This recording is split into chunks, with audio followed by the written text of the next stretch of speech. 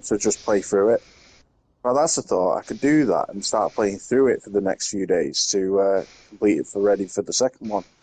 But yeah, I keep getting about 5 hours into it when I played it on PC because I've got it on PC, and I just kept putting it down. I So rather enjoyed it. Yeah, it's not bad. I just beat it too I actually beat last it year. on Xbox. are we live now? Yeah, we just Oh, a lot of people showing up right away, so we'll be Shout out to everybody in the chat. we usually do bullshit for the first 5 minutes until yeah, somebody give comes people a in. minute. And we get a lot of our replays too after the fact, so I've been noticing that Yeah. a lot. Yeah, Will, well, we have got you people played from all Vampire? over in the Discord, Yeah, so some people are sleeping right now. Some people are, you know what I mean? yeah, I played Nelson, it. you've played Vampire too, right? So you Of both course, played it. yeah, I've completed it. Good stuff, man. What's Thanks up, for bringing me to RPG? church yesterday. I promised God I was gonna do a better job of like, Bro, bro, because I had some bro. prayers answered Regarding that, recently, and I was at work and I was like, see, I'm working on Sunday, but I'm getting my church in early. I see, appreciated it. regarding that, bro, like I didn't mean to kind of go off on a tangent about the Bible and religious topics, but people asked and they asked me, so I answered. I tend to keep that stuff off Twitter because I don't really kind of I don't like to I don't like to invite conflict about I try to Bible keep in that shit case in the smaller yeah circles with people it's I know that are like minded 100%. and It's to, also just in case like there are people who are sincere and interested, but somebody discourages them or puts them off it for something with something that they say. And I think to myself, I'd rather speak to someone one to one and answer any questions that they have about the Bible, as opposed to kind of getting involved in a group discussion. Because for that reason, because you kind of inviting those who kind of you can invite anyone and everyone to that discussion, and there are people who won't have studied the Bible but are interested or sincere, and they'll be told that somebody might say something and convince them of something that may not necessarily be true, and kind of stumble them or something. yeah, So kind of like listening uh, to the Xbox executives. yeah, exactly, right. So it's like inviting a friend out who's a recovering alcoholic, and has a sensitivity to alcohol, but not Yeah, making, exactly. You want to go to the but not bar with knowing, me and they're in recovery, you know? but not knowing who you're inviting out, and inviting everyone to your house, and they all bring beer, and you know what's going to happen. It's going to affect the person. So it's like that. I try to avoid it, but it was a good discussion. Even Lono Reforged jumped in, and we had a Yeah, I really know. good I chat, seen that. and I it was was there pretty for cool. almost the whole thing. I don't know if you noticed, but Crazy. I Oh was wow. literally at I'm work. sorry, bro. I was waiting for you to say, "Hey, Nelson, you want to join or whatever?" I'm literally like working the entire time. So I'm so sorry, man. I had my phone to my ear. I forgot that it was a Spaces. I got that kind of after spending a couple of hours talking about like gaming and the Xbox. I ended up getting so kind of embroiled in this chat that I hey, just you helped forgot me that I kill was a even lot on of the Spaces. a lot of my time, a lot of my day of shit I really needed, and I was making a lot of money doing it. Good news, man. I'm happy to hear that. Today was double time, so Yeah, boy. I gotta get it because I'm gonna be hunting soon. So I'll be home like 2 days out of like 8. Oh man, where the So heck is Falky? Falky's asked if the side door's open. I'm yeah, like, it's yeah, always open for absolutely, Felky. I just didn't. absolutely. I don't want to ask him all the time because I mean everyone steals them already. So it's like I don't want this guy to feel like it's a job. Yeah, I know. That's why I asked him last time he was in, 2 weeks ago, if And I if know it, it's off time for him too. yeah, That's why I asked Wooly because I can never keep track of because I talk to people from everywhere, what time it is and whatever. That's why I was like, I can only work till 2 today. I grabbed some things from the store, started throwing shit down my kid's throat. Like, let's go. That's why we usually do 8, because I know I'm mostly situated most nights by by that time. Yeah, we're about 2 hours early. Let's see if people catch on. Either way, they'll catch the replay. But I'm excited to really get a hold of Woolie's thoughts, man. Last time I heard him was on Mooch's a couple weeks ago, I think it was. Yeah, And I appreciate that, man. Well, thanks for having me on. It's always nice to talk. And I, I had a big rant yesterday on Spaces about everything, and it just baffles my mind that a lot of these vendors who are very popular in the Twitter sphere and YouTube space as Xbox centric PC gamers, I don't know why they like. Oh no, it's Alex. That dude voluntarily takes L's. Like this isn't even your space. You're a PC guy, but yet you're, you know what I mean? They've mastered the art of not giving two dry dog turds about how silly they look. So people who resonate with that kind of I don't know, like he's catering to Xbox fans because that's who listen to him. But he don't even play. He's never even owned an Xbox. Bro, we've gotten to the point. It's weird. We've gotten to the point, right, where Xbox fanboys they were sold a box based on the buzzword velocity architecture. They literally embraced a box that had no innovation on the controller, no games, no new games, no exclusive launch titles. And a worse controller. The controller went backwards, in my opinion. It feels cheaper and worse.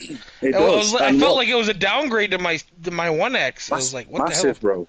Massive downgrade. And they kind of embraced a Gears update where it was high bumped up with it was given a resolution bump and an addition to RTGI, which no one was playing. No one played in the first place. Yeah, and there was an addition of I don't know if it was RTGI or just RTAO on like the foliage, but either way, right? They took that and they went sucking ponies. You have to pay for your Spider-Man remastered £20 whole quid, and I think to myself, this is what we see. We say Xbox lost its way, right? But Xbox gamers lost their way because they encouraged it. They didn't care enough that Microsoft just bamboozled them into and they buying keep a doing console. It. That's the crazy part. It's. Let's now what have they done? Now what are they doing? They're saying suck it, ponies. I'm playing PlayStation games on my new Xbox. No, it's crazy. It's like, well done, congratulations. We've established that PlayStation publish PC titles for the last 5 years. You can use Steam on a PC. Who would have thunk? I know, but because it's got an Xbox brand logo on it, it's not even an Xbox ROG Ally. It's an ROG Xbox Ally. So it's an ROG. Yeah, they had no say in anything like that. It's an ROG. It's an Xbox edition of an ROG. Like just the same way that the PlayStation backbone is not a PlayStation, it's a backbone. It doesn't make it a PlayStation product. It's a PlayStation product in terms of the branding, but it's still just a backbone. It's not a PlayStation, and the ROG Ally is still an ROG Ally. It's like Ally. PlayStation Nike shoes. You just put the PlayStation shoes on a Nike. Yeah. You know? No, like RPG says, it's an embarrassment. But real quick, let's do our intros because we have a few people in here already. And I want to say thank you guys for showing up early to the podcast.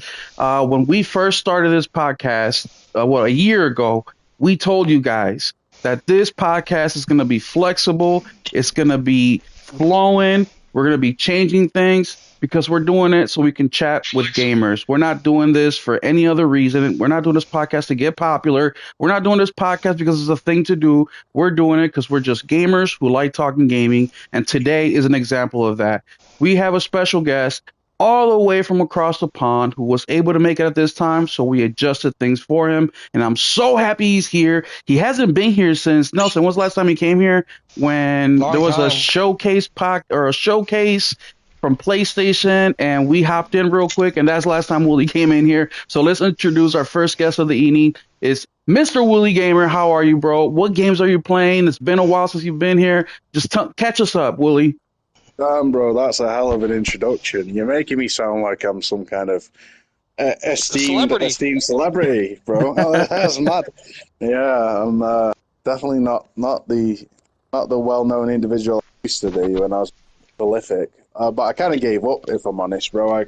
I kind of retired from the videos and the kind of putting out long thought out, articulated kind of pieces about the status quo to try and debunk narratives, because I thought it's hopeless at this point. You can literally say grass is green and people will try and throw in a semantic. Yeah. It's mad. So yeah, I kind of gave up on all that. But I'm good, bro. I'm happy to be here. I'm grateful for the invite, and I'm loving. Oh, mate, I'm an ADHD. I flit from game to game to game. I'm playing Ghost of Yotei. I've still not completed it. I've still not fought Takeshi yet. I'm kind of He's tough. I am chickening out from that. I'm kind of putting it off for as long as possible. Dude, I did the same thing. Yeah, bro. I'm like sweating about it, bro. But also I'm playing Vampire again. I've revisited Vampire, which I think the Bloodline Masquerade 2 being just an absolute terrible game and a flop, that it is, compared to the first game, made me really kind of remember fondly what an incredible experience Vampire is and how underrated it is, and the depth of the RPG mechanics, the story, the juggling of the city's health that you feed off, but then choosing to whether to feed off the city or to keep it alive, the moral dilemma, and also if you feed off it, you become more powerful. But if you don't feed off it, then they become healthier, and that gives you additional XP. And it's like, and then then you're battling the plague, and you're trying to save the city from a plague, whilst you're being a vampire that people are hunting. It is crazy in depth, and it's such a well voice acted game as well. Like the voice acting, the kind of the little idioms that people make, kind of in line with the time, make it just so characterful. And I don't know how they managed to do it, but they made London City permanently murky at night and drab and bleak, but it is so beautiful. It's like Bloodborne. They've made a game that's just it keeps you hooked in the world, and the world is a joy to explore and immersive. So I love it, man. I'm really fond of this game. So I'm playing Vampire. I'm also excited for Outer Worlds 2. I got that pre-ordered, ready for 3 days' time. I'm debating whether to get first game to play through it properly, because I keep putting it down by like hour 10. I get bored of it. So I'm thinking I need to really give it a proper go to kind of enjoy the second one even more. It's a good time to be a gamer, man. Like, it's good. Yeah. It's all good. I know it's a great dude. It's like my bank account is screaming at me right now. I don't even know how many damn games I bought in the last 2-3 months. It's insane. I mean, my collection went from 500 physical to I'm pretty damn sure I was close to 600 this year alone. It's just been a phenomenal time for gaming. And we also have my co-host, Mr. Nelson Gaming Culture, in the house. And before I pass it on to Nelson, have him tell you guys what he's been playing, I want to say, a big thank you to Nelson, because he's here every single week talking gaming with me, whether we have guests or not. And Nelson can drop some knowledge on you from 20 years ago. So I want to say a huge shout out to Nelson before I give it to him, and thank you for being here. What have you been playing, bro? And how have you been? I've been fucking busy. I'm gonna be busy until basically Thanksgiving, but it is what it is, and I've been working. But been playing a little bit of Ghost. But was at the arcade. If you want to see that, it's on my Twitter, it's on my YouTube and stuff like that. Kid's birthday, and I think that's about it. Well, I played a little bit of Shinobi, but I mean, I've been barely home. Shinobi's great. I'm not gonna be home a lot for a while. Yeah, I worked all weekend. I'm really seeing the positive effects of that PS Portal. Even though I'm in my office working now I can really take advantage of the portal, and I'm able to hop in and play a game like Shinobi, play a couple minutes and have a good time with it, even though I'm on the opposite side of the house. So that thing has allowed me to increase my gaming time. But either way, those are our guests for the evening, Mr. Wooly Gamer. We have Nelson and also myself truly here. But thank you guys for showing up to the State of Gaming podcast. Also, a quick announcement. We hit 2,500 subscribers yesterday, y'all. 2,500. Yeah, it's insane. I started my YouTube channel. You guys have heard this 100 times for you guys that don't come that often, because I got tired of non-gamers telling gamers what to buy, what not to buy, what to play, what not to play. You see the wrap-ups at the end of the year. They're at 400 or 500 hours, 600 hours. They're always being negative about games. And you guys know me. I say, look for reasons to play a game. Stop looking for reasons to not play a game. I'm like, you know what? I'm going to create my own YouTube channel, make it more of a physical type of thing, but gaming in general. And I really did not expect to reach even 100 subscribers. And the fact that we hit 2,500 last night, it's blowing my mind. But I have been playing Power Wash Simulator. I know a lot of you guys think that's a job outside of a job. Bro. But I love it. I love it. I love it. I don't understand it. It is everything from Power Wash Simulator 1, but better. Just like Ghost of Yotei is to Ghost of Tsushima, all the little bells and whistles they added, it's the same exact thing with Power Wash Simulator 2. It's an awesome game. If you have not played it, I always tell people, you're either going to like it, you're either going to love it. But if you go in there thinking, I'm going to play a game that's going to be chill, relaxing, but still get some of those, things activated in your body, like the shooting mechanic, right? That's something that people don't expect out of this game. It does give you that because you're spraying a freaking power washer. Go check it out. Put a podcast on, put some music on, and just chill out and play the game. And I bet you will like it. But I've also been playing. I beat Ghost of Yotei this week after 70 hours. Last week I told you guys that I wasn't feeling the story. I did play the story the whole way through this time around, and I still feel the same way. I don't think the story is the same as Ghost of Tsushima as far as how good it was, but the game and every other level of it was just way better. And I expected it to be because it's been 5 years after. So I'm glad that Sucker Punch, and look, that's not a guaranteed. Not every sequel is going to be bigger and better. We've seen that over the years, but this one is all the way from the fighting mechanics to, the voice acting to, so many different things that are much better in this game, and it is a much better game. But let's start with Outer Worlds 2 real quick, because that's the next big release, and it's going to tie into our whole conversation for the night, which is why I didn't really get any topics ready, because I know this is going to take up most of our time. And Outer Worlds 2 is actually coming out Metacritic at 84, which surprised me a little bit because Xbox hasn't really had many good games come out in this console generation. They're scored fairly well. They're just not received from people. Or received well, yes. Nelson's right. They're scored well, but not received that well. They always say there's an Xbox tax, but they'll get an 87 on the game that nobody likes. Well, the Xbox tax is that they don't pay any tax. You know what I mean? Where the PlayStation tax, they're actually getting hurt. Yes, they got a refund. They're graded on a scale, I think. Yes, but I'm gonna be buying it. Before I had pre-ordered the game physically, but since the game's not on the disc, I'm like, you know what? I'm gonna take advantage of the digital game and get the share play and all that. But it's coming out this week, and let's start with our guest of honor, Wooly. With Outer Worlds 2, I know that you're gonna be getting. Just said that on the show. Are you surprised that the game scored well, or it is being received well so far, or did you already knew? I'm not surprised. First one's like an 85, 86, so. They had a really strong kind of foundation with the first game. Granted, it has its issues, but at the same time, it's still a quality. Like it's a quality foundation, considering it was a new IP. And I'm not surprised in the slightest. And I like Obsidian. Not quite Larian standard, where Pillars of Eternity is concerned compared to Divinity Original Sin 2, but like they're an amazing. They've got an incredible history. Granted, I know it's not like the same people there anymore that used to be there, but at least they've not gone the BioShock route and become completely insufferable. And I really like what they've done here. I think it's damn shame that it's kind of not a reason to own an Xbox.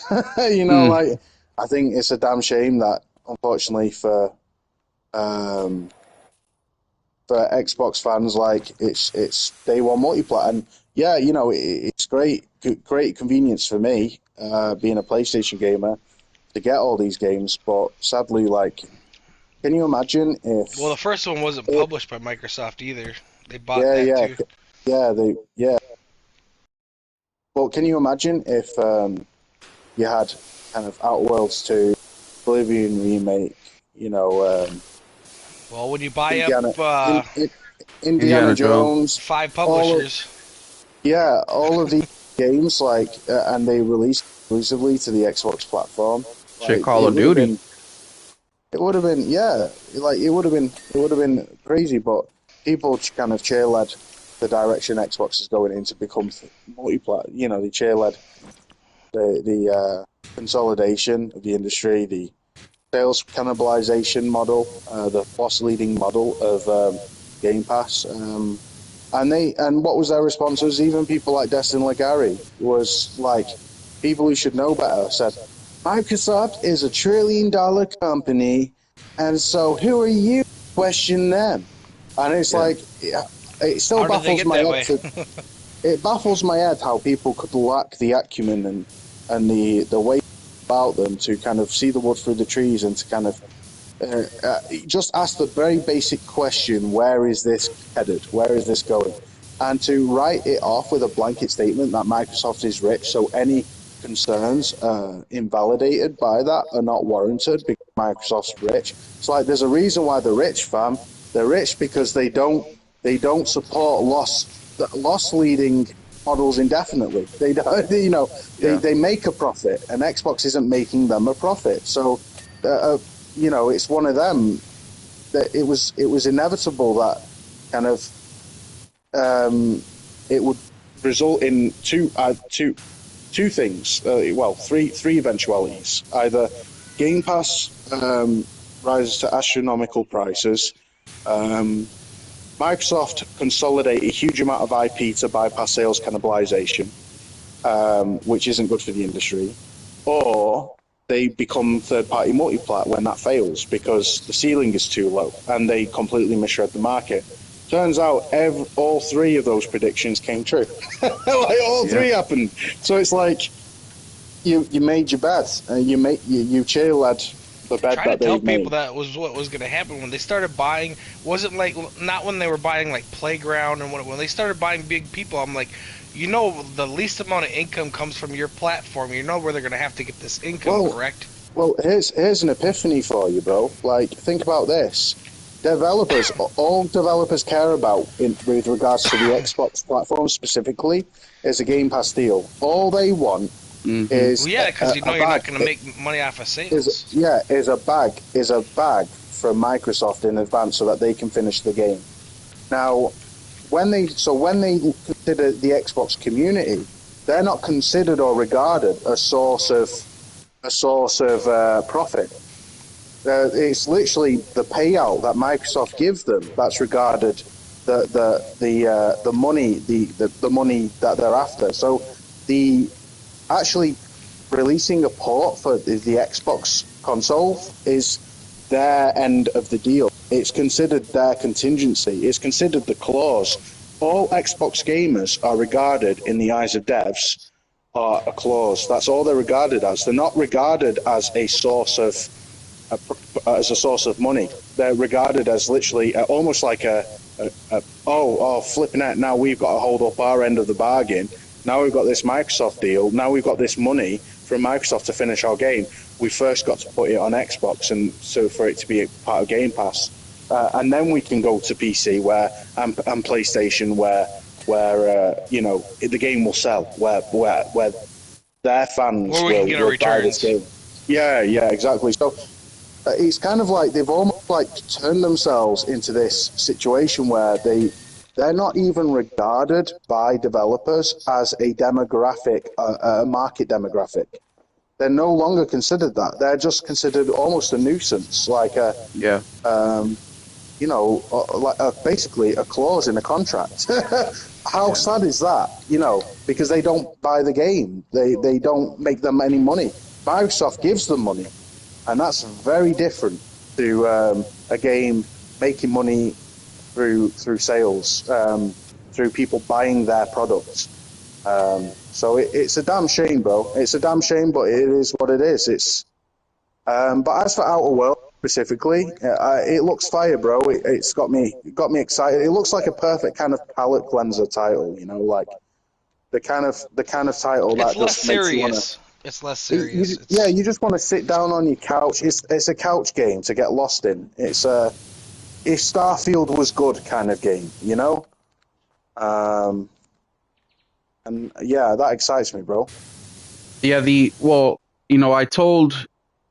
Oh, I forgot who I told this to, but I was like, if Xbox would have held off for just a couple more years until the amount you always say that, but the amount of money they I know lost that, but they already lost fucking 10, 15 years of money. Why not just add a couple more years? Yeah, but when you buy up like ABK and you cut off like billions and billions more, I mean, they would even never without make that ABK money back. Well, it doesn't matter. It's fucking gone because Friday we got the announcement. Halo officially is coming over to the Xbox. I mean, it's official. It's in there. They were even wearing PlayStation shirts. I mean, them dudes were more excited. Diabolical. Bro, that was diabolical, bro. Wearing a PlayStation t-shirt? Like, dude. Bro. Yeah. It happened right at 4:00 my time, right when I was about to get off work, and because of that damn showcase, I got off work an hour early to catch up. But and just to answer the question to some of you guys out there, let me break it down in such a rudimentary way. If it wasn't for PlayStation, they would have never even remade it. Yeah, exactly. To be honest. My son asked me, so does that mean the Xbox is useless? And I said, yeah, it is. Wow. And he's like, why? Why does it matter if Halo's on PlayStation? And it's like, why did they put it on PlayStation? He said. And I'm like, well, if we go based on their numbers, son, based on the rumors, there's 30 million Xbox sold this generation. Well, now, instead of going from a customer base of 30 million, you're going to go to a customer base of 8. You're going to increase 80 million. And how many more chances do you think you have? Million. By then, 100 million. But how many more chances are they going to have to sell the game? And that's why they're doing it. So when you see on the internet when people say, well, you guys should have bought the game, they're damn right.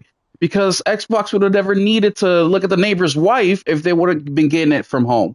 But instead, they had to look outside the house to make some of that money because they spent too much money the last few years trying to recoup, trying to attract a new customer base. They've been digging deep into PC. I mean, fuck, Play Anywhere is a disgrace.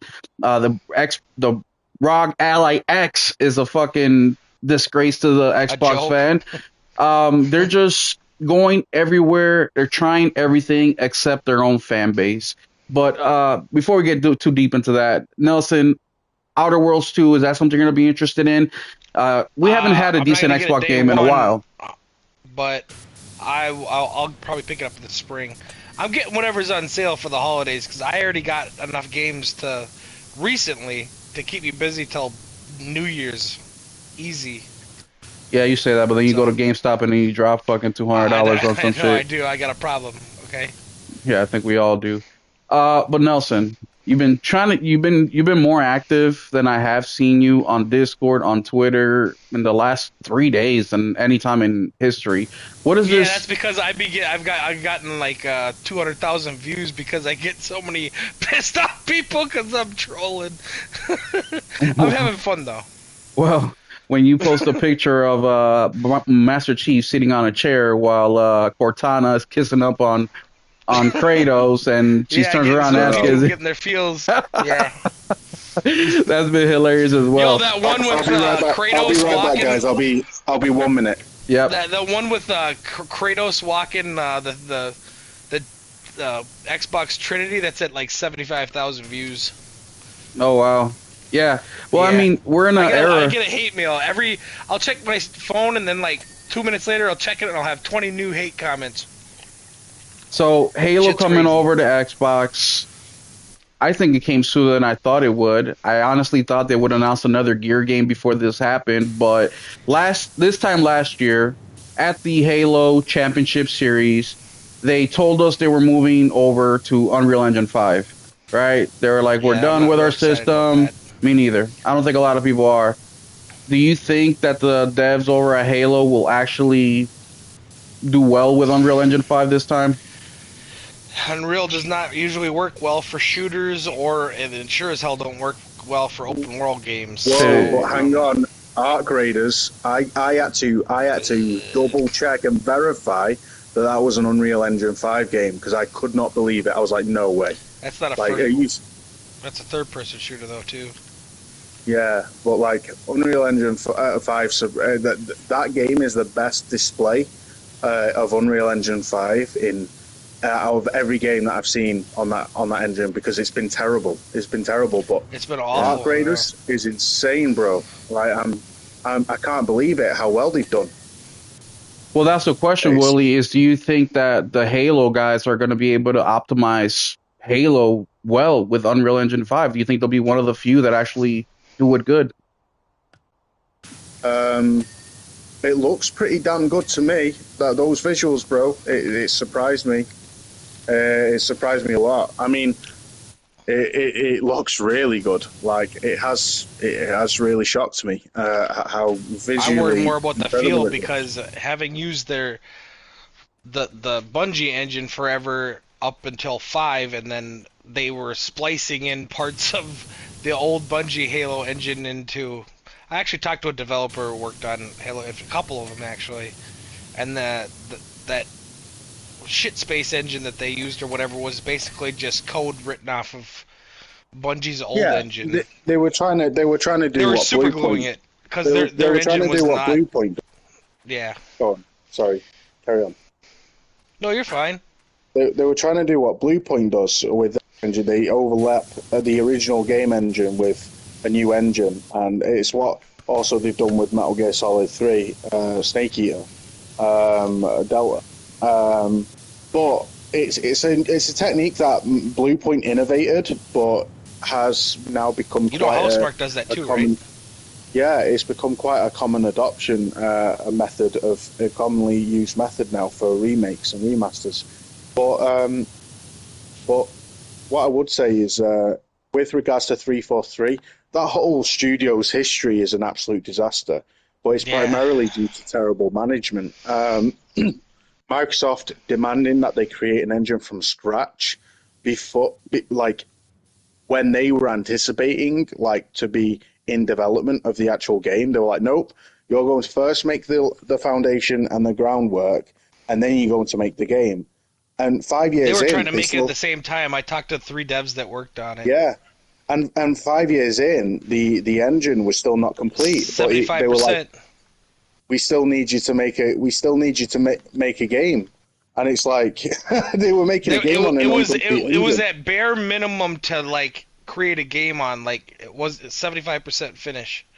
Well, they're not the only ones. I mean, Cyberpunk or CD Projekt Red is also moving away from their own engine. I'm worried about that too. I think that's going to turn out to fucking. I'm not happy about that. But the question to you guys is, because look, let's be honest here. CD Projekt Red, people like 343 or Halo Studios, even though some other products haven't landed well, but some of these dudes are some of the best developers in the world. So do they have the skill to make these games come out, optimized well, looking like how Arc Raiders does? And there's a few games out there that are Unreal 5 that look well, right? It's just not common.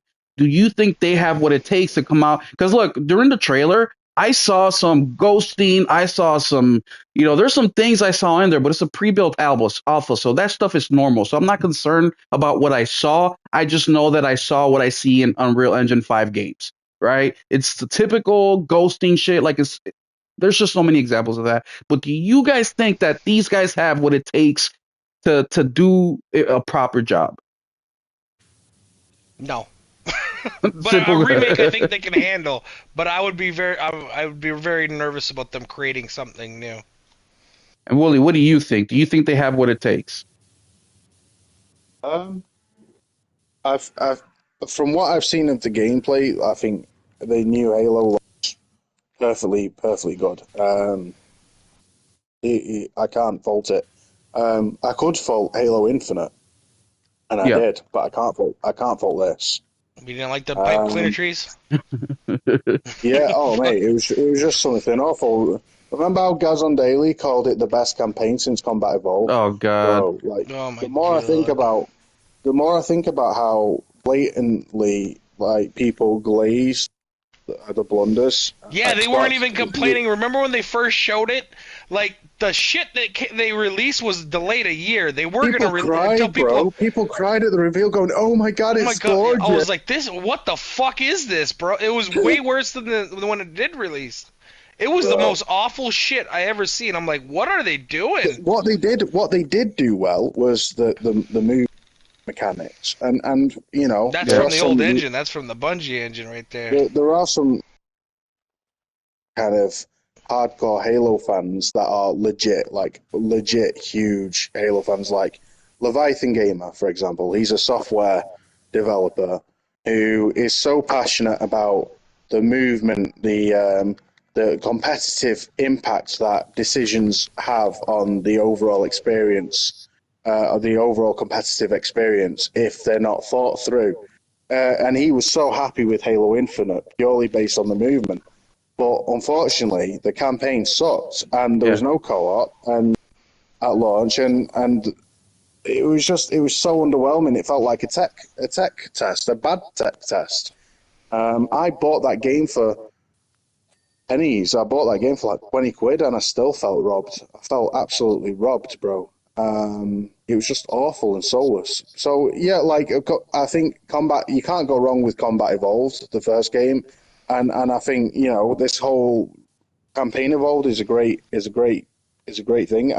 It's pretty diabolical that there's no competitive multiplayer, but hopefully maybe if they remake the second one the same way, that's where the multiplayer really exploded. Halo 2. That's when they're making the first one. It's kind of like, I really wish they would have just skipped. I know they're trying, because they're trying to get new players interested on PlayStation, because that'll be the new home of. You know, in the future, that'll be the, you know, number one place to play Halo, because there really ain't going to be no Xbox no more. So, well, what do you guys think about? Introduce people from the beginning.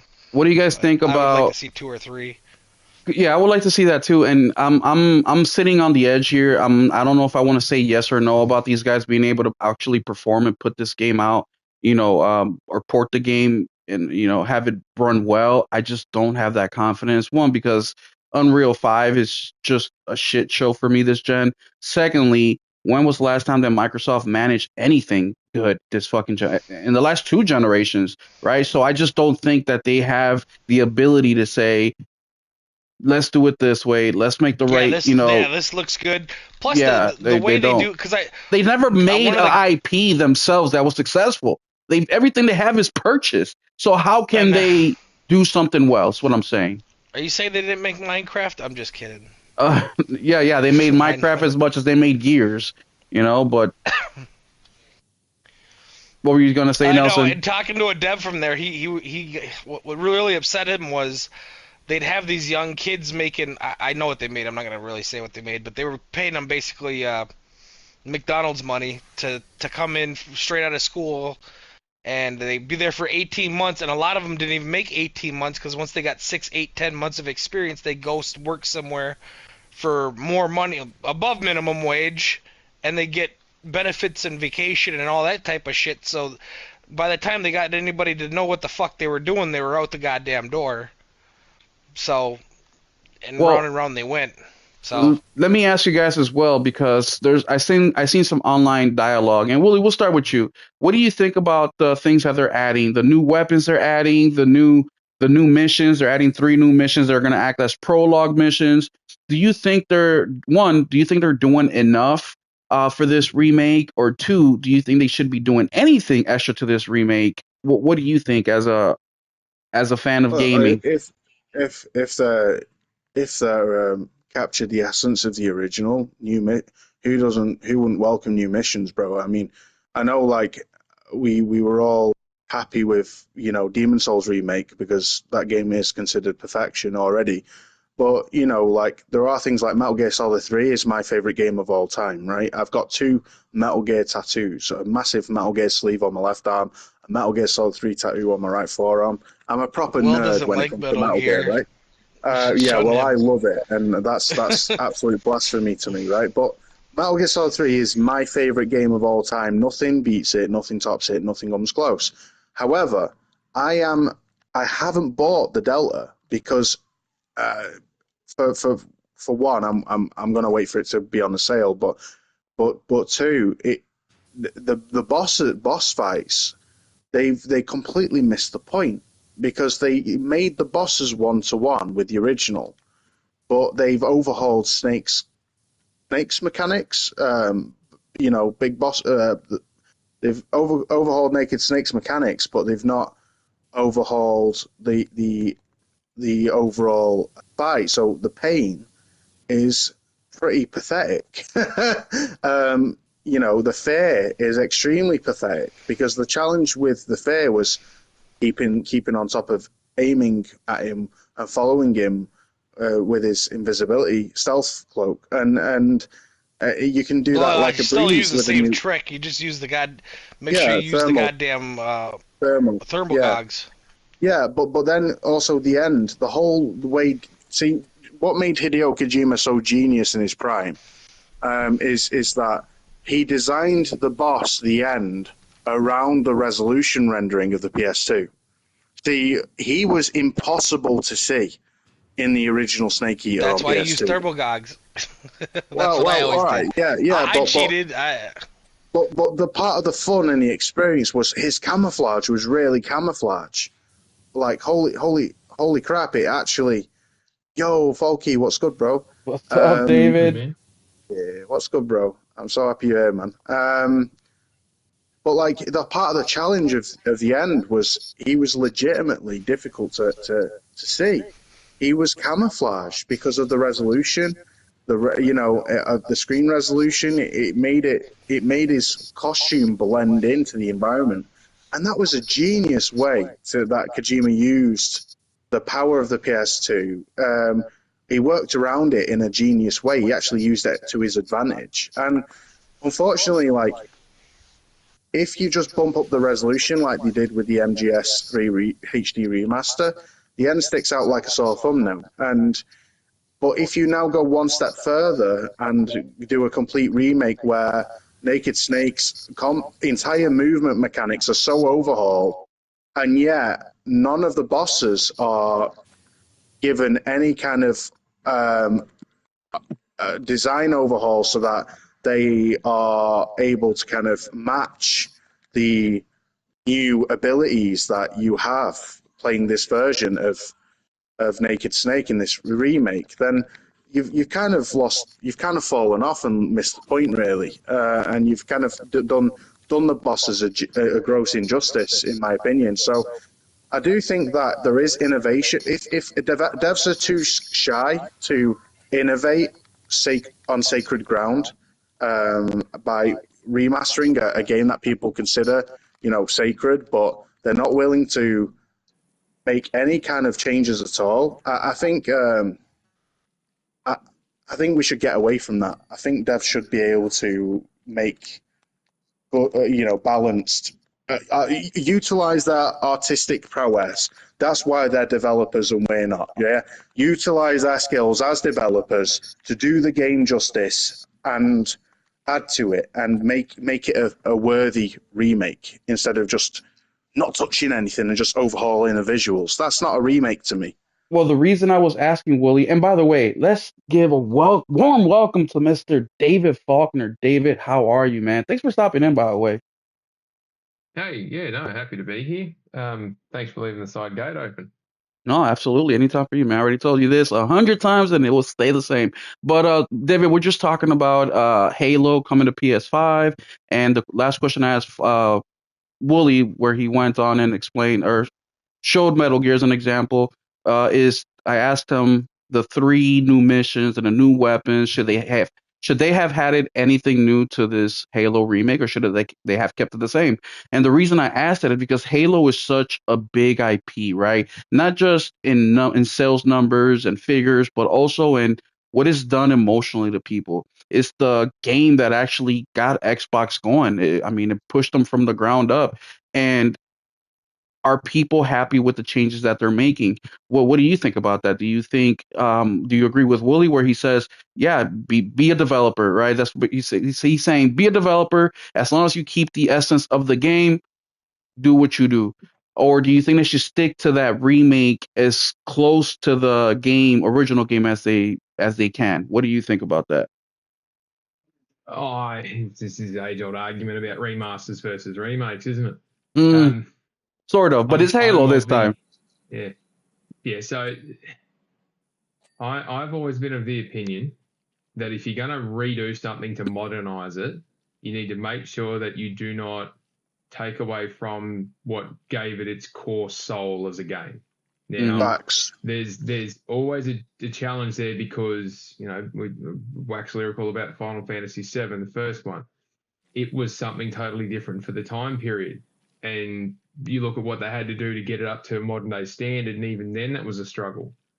So with Halo, I think that the essence of what made Halo great was you could get on there and you could play around and you could do it with your mates and you could have a whole lot of fun.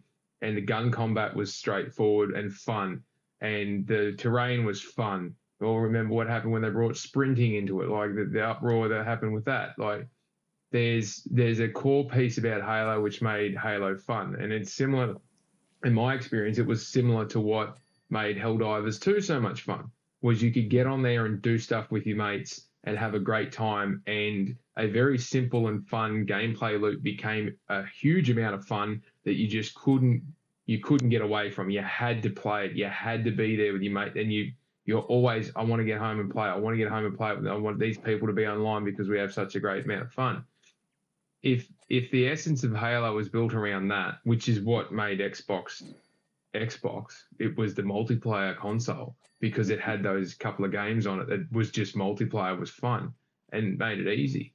If they can keep that core essence of it, which it seems that they have, then you can modernize it to the ends of the earth and back. But if you start changing the gameplay or the gunplay, or you start changing the levels and you start adding all this extra stuff and you start making it easier, like I saw on Twitter, one of the level designers said that we purposefully put rocks in one spot so the Warthog couldn't get in there, so you had to go in on foot, and that was what made the level fun and challenging.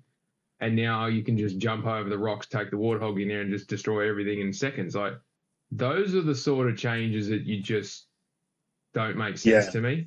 Mm-hmm. I would much, like when they remade Demon's Souls, they kept that thing purposefully difficult.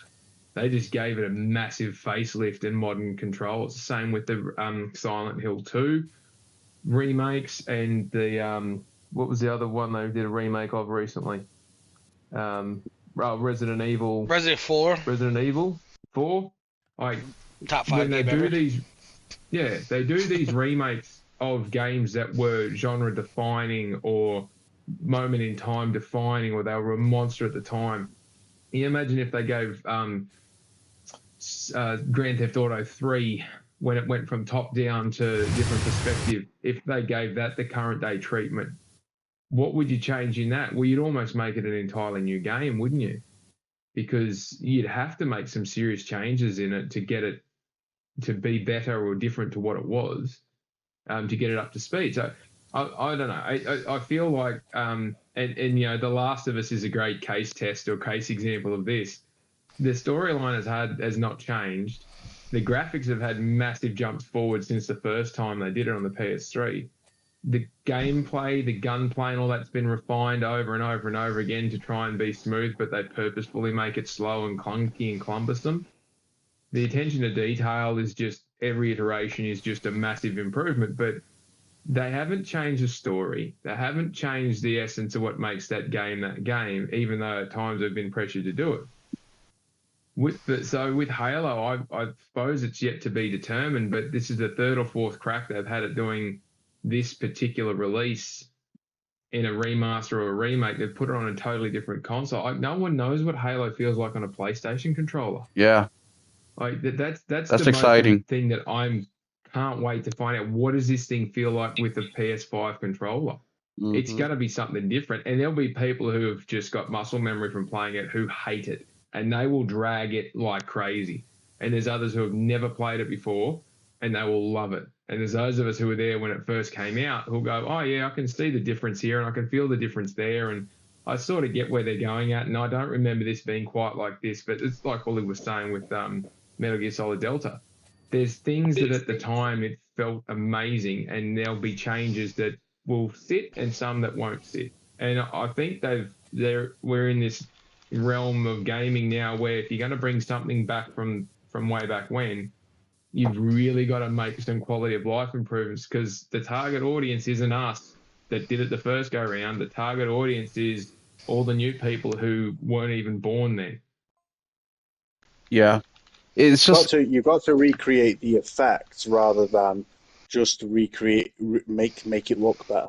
And unfortunately, I think devs do miss the point sometimes when it comes to that. They don't recreate, like, the effect of Fight in the End, why it's regarded as one of the greatest boss battles in all of video game history, is because he was so freaking difficult to spot because of his camouflage, and hunting him down, the hunter versus the hunted, and the hunted hunting down the hunter. It was an incredible dynamic, but over the iterations, it's become easier and easier because of the easiness to see him. Now, if a developer had gone, right, so how can we modernize this to where that feeling is recreated despite the bump in resolution? Maybe they could have utilized that camouflage tech that they're doing for the multiplayer mode. Maybe they could have made the end have that. Maybe, completely overhauled his camouflage to blend in better, to get rid of the scope glint and make it somehow a little more difficult to see, or lessen the scope glint so that it's a lot more difficult to notice. I don't know, like they're around it to recreate that scenario rather than just simply recreating the boss battle. That makes sense. Yeah, it makes a bunch of sense. But now that we have David here, and remember, David, what was it, 2 weeks ago? I asked you if they treat you like just a pretty face with your financial stuff. But let's get into a little bit of that here while we're here today. While you're here, if you don't mind, what do you think their expectation is financially with this game is? Like, do you think that? Because one thing that I noticed, David, is like immediately, like it got announced at 4:00. I think maybe 30 minutes later or an hour later, I started watching channels like Mystic Ryan, PlayStation-centric channels that were showing their interviews with the directors and the developers from Halo, right? So already the YouTube-centric channels were already putting up their interviews, and now I can see why it got leaked early, right? Because everybody already knew about it on the inside. So it seems like the marketing is going strong with Halo already, which is something that, honestly, we're not used to that with Microsoft. We've seen look at Keeper. How long did it take for them to actually tweet something about that damn game when it was coming out? Look at Outer Worlds 2. How much marketing they've done with this? Not very much. So what do you think they're expecting with this game, especially now that we know that they've been pushing this game immediately after the announcement? Well, first and foremost, that's the power of the PlayStation marketing team. They are organized and they are prepared and they've got their ducks in a row. Oh, and David, real quick. Also, PlayStation's tweet about Halo reached 10 million views in just a couple days. Yeah. 10 million. Sorry to cut you off. Yeah. No, you're right. And again, that's the power that they have. They've got the mind share. They've got the market. Their marketing is amazing. And Microsoft and Xbox have always struggled to match that. What are their expectations? Look, after Halo Infinite and the disaster that's been, we can't muck around with that. It's been a disaster for them. It didn't perform anywhere near it should have been. It missed its launch window by over 12 months. It cost them a shitload of money. Like it bad, just bad in all senses of the word. And then splitting the multiplayer off and having it free to play versus and no way of monetizing it. And has anyone spoken about Halo Infinite outside of that really core small nucleus in the last 2 years? That shit went from 25 million people trying it to like 1,300 people in like 6 weeks. Yeah. And if you get that kind of engagement, you need to capitalize off it on a short window, and they didn't. Remember when it came out, it didn't move the needle at all, and that was their number one title.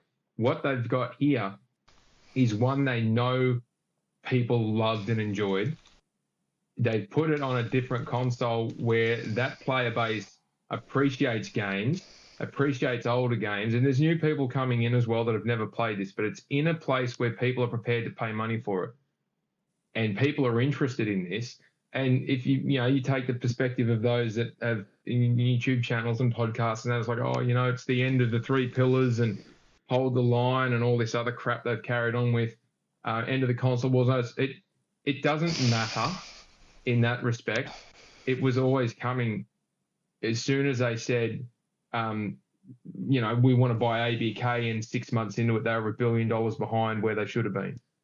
That was always going to be a pivot point. It just, these things take time to do.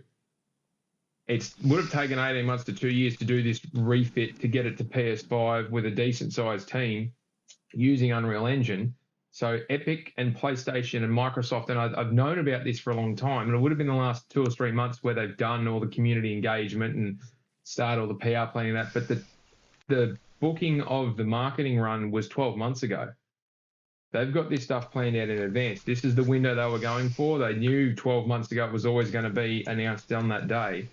And that's why we've known about it with bits and snippets and all that sort of stuff for this period of time.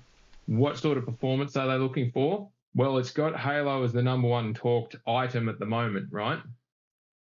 And it's gotten that many millions of views, as you said, 10 million views, influencers talking about all the rest of it. It's at 3 weeks after Yotei launched. And you were just starting to see a lot of people talking about the finishing Ghost of Yotei and Platinum runs and all that sort of stuff. So I'm actually surprised that PlayStation's agreed to have that tighter window, but it's an announcement piece for a wish list. They know it's not launching till 2026. God forbid it launch in March or May 2026 because it will get hammered. But if they've got the right window picked, and it's not backing up against Cyrus, and it's not backing up against GTA 6, and it's got its own 3 or 4 weeks to work with, they could quite easily do 5, 6, 7 million. They could. Well, we know it won't go. I think Wolverine will be fall, so yep. I'm not really sure when to think about when that would come out, because if that comes out in October, that eliminates October, November, wouldn't you think? Yeah. I would say so. I don't see PlayStation allowing that to happen. But again, it comes in that... Perhaps September? June to September. So from Summer Games Fest through to the start of the season change in September, you've got a window there at the moment that's got a lot of third party in it, but no major, needle shifters. But again, if they launch it and it does a couple of million, that'll be a success, because it is a dormant IP that is generating no revenue to speak of, or no significant revenue to speak of, and they pull it off, dust it off, pump a few dollars into giving it a facelift, and they chuck it out in the new marketplace and they sell a few million titles. Great. That's what Xbox has got a massive library of that they are not capitalizing on, and this is their pathway forward to getting going again. They've got to get these old things out on the other systems. ABK's got a massive catalogue of games that they should be upgrading for the Switch too, and they should be upgrading for PlayStation 5. And they haven't even released some of those games on the Switch consoles, and they should be. Like this is the stuff that the big Japanese 6 publishers have always looked at, going, where's the sensible spot to put it? PlayStation and Switch, Sony and Nintendo. We won't cut one off for the other. We'll do exclusives one way or the other, but eventually they'll come to both consoles. Yeah, there's a heap of Square games that are still exclusive to the Switch, but they don't see any point in putting them on PlayStation because they've got a heap of games on PlayStation that are exclusive there and aren't going on the Switch. I think Microsoft is on a winner here by doing this sort of stuff. They just need to get better at the marketing, and they need to get better at the communicating as to what the purpose of this is. And I understand there's a heap of Xbox influencers and Bleed Team Green and all this sort of stuff that are having massive dummy spits and throwing all their toys out of the cot at the moment. But we've been saying that, like Wooly will tell you, I've said 4 or 5 years ago on his show, this is going to happen. The numbers are suggesting this is unsustainable. When they bought ABK, I was like, this is a really bad idea. It's going to cause a massive issue in the market, and they can't get what they're aiming for out of this purchase. Deserve your flowers, bro. Deserve your flowers. Thanks, mate. It's like the writing's been on the wall for a while, but we've always said, and I've always said this too, amongst with others, they're sitting on a gold mine. They just can't seem to get to the gold. And if they just give up on this notion of we're going to try and, from way distant third, we're going to try and jump straight to first, and completely ignore this, that, and everything else by resetting the parameters in which we judge ourselves to be the leader. Every time they'd say we're the leader in this, they'd fall behind and they'd change it to be we're the leader in this. No one cares. No one cares about that. We just want you to put games out and put out quality games and put them in a good spot. This, I think, will be the litmus test as to whether they can achieve that quality, and if they're going to do it with Unreal Engine, which they should be able to, as to whether they're then going to pull open the vault and start bringing all the old stuff across as well. Their next big release is Gears of War E-Day, and that's supposed to be coming to PlayStation on day one. And if that is the case, they need to make sure that thing's got its own little window and that it's got a really decent marketing push and it's got something there to back it up. Because if they do that and it goes nowhere because they dumped it a week in and around something else that's, PlayStation customers tend or they like or want more of, that's going to be an issue for them. They've now got to figure out, not only do we just put a title out, Halo can hold it. I don't think Gears can.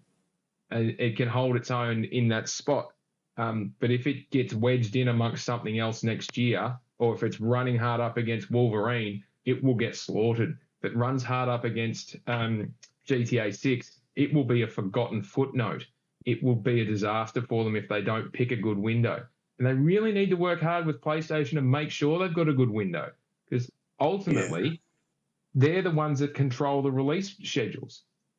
If I was advising Microsoft on this, I'd be saying, don't just do your third-party licensing arrangements with the PCs and the handhelds and that.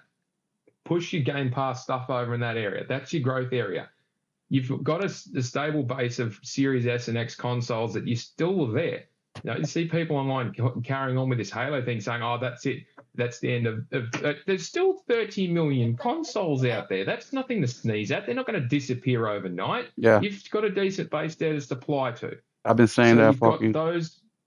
You've got those ones. You can continue to maintain a stable base with those. Don't listen to these influencers online carrying on about that's the end of it, it's dead. Kid Smooth carrying on about I'm just going to stop gaming. Like, it's not like this stuff disappears when these things happen. It's still there. They've sold them. They've got a base there to deal with. There's still a valuable revenue stream coming from them. But if you're going to make these moves, get some agreements in place with the platform holders, being Nintendo and Sony, get some exclusivity deals in with them, and make sure that you've got something around windows and timeframes and say we're not banging up against another major release. If they trip over, if Microsoft were dumb enough to put Halo out on the back end of what COD's going to do, and that's trying to push up against Wolverine, they've only got themselves to blame, because COD will get slaughtered and Halo will get forgotten. And if you're asking gamers on that platform to pick one, they won't. It will get destroyed in that area. And they need to balance themselves on that. And that's what I was saying. They need to be wary about where they're doing what, but get something going with PlayStation to get some airtime for these game releases. And get that vault open and pull out some of those older games, give them the facelift and get them out there to the PlayStation and Nintendo gamers. Well, it's money for jam. It is dead set money for jam. David, let me ask you a quick question, because we just had Gears Reloaded come out, and according to the internet, right, we don't know how accurate this is, they sold roughly about 1.3 million copies, about 260K of those were on PlayStation. Is that a success, a fail, or what do you think about that? Well, considering there was no marketing for it, I would say that 200,000 copies as a toe dip isn't a bad thing. And the reason I bring that up is because, Gears isn't as big as Halo, of course, but it's still a big IP. And a lot of people in the community feel like it missed the mark with the sales numbers. And if that's the case, what is the hope for Halo? Well, I'd say anything north of 250,000 would be acceptable, but remember, Gears didn't have the big marketing push, and it looks like Halo's going to get one. Yeah. And there's interest there. Gears was one of the three pillars of Xbox, but it was never the main pillar. Mm-hmm. It was always sort of the third of the three siblings, right? Yeah. And there's, it was always sort of a, I don't want to use the word niche in that respect, but it was also more of a targeted game. Look, put it this way. It's like kind of like Death Stranding. It's got a massive people that know about it, but not a huge amount of people have played it. Okay. It's very neat. It's got its own corner of the market, so to speak. But I also don't trust that number that came out because it did chart when it released in the top 20. Yeah. And there was some decent games in that top 20 in the month that in the 2 month window that August. Yeah, Mafia, Metal Gear. Yeah. Yeah, it was so the cultural phenomenon. It's not always going to be it's not always going to be launch window or launch week, or it's got to do everything there. Again, physical was always, hey, you've got to hit you got a 6 month window, and then your tail's done, and that's it. They stop printing it because the next one's coming on. Digital, sit there for forever. It could have a long tail on it. It might get a resurgence when E-Day comes out, if E-Day gets a decent push and there's a window there. Days Gone had a really long tail. That didn't sell great out the rip, but it just kept selling steady for... Yeah. Or Miles Morales, that thing freaking was charting 3 years after it came out. Exactly. Or Mario Kart 10 years after it came out. Fucking... Yeah. And that's the GTA 5 for 14 years. Yeah. Exactly, and that's the challenging thing is you put it out and you offer it, and it might not go first day, but it depends on how long the tail wags for it, and that's always going to be a factor that feeds into a lot of these things. But it's not the end of the world if they've pumped it out there and then it's come back and gone, oh, we did like 500,000 or 600,000 in the first month, and then we do, not much, and then we get another bump when the next release comes out to get people interested in it, and it does another 200, 300, 400,000 units. If cumulative total sold is 1 million, then there's a million sales that they otherwise wouldn't have had, and if the input cost, and I'll just use it in terms of units, if the input cost was they had to sell 100,000 to break even on the cost of getting it over there, that's a 900% return. If the input cost was 500,000 units and they sell 700,000 units, that's a 20% return. It's still a return. If they cost them 500,000 units and only sell 250,000 units, that's a loss of 50%. Then they go back to the drawing board and go, well, why didn't it work? And this might be the outcome of Gears of War not working as much as they wanted it to make sure Halo does. You've got so much more engagement with content creators and influencers around this. PlayStation-centric or specific channels having the in-run, as you said, Mystic Ryan and a heap of others have done it, and the Xbox guys weren't.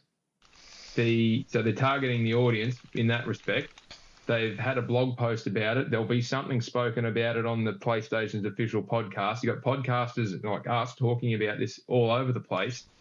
And the social media presence from PlayStation itself, like you said, 10 million views. It's got tweet releases across all their socials, doing massive numbers.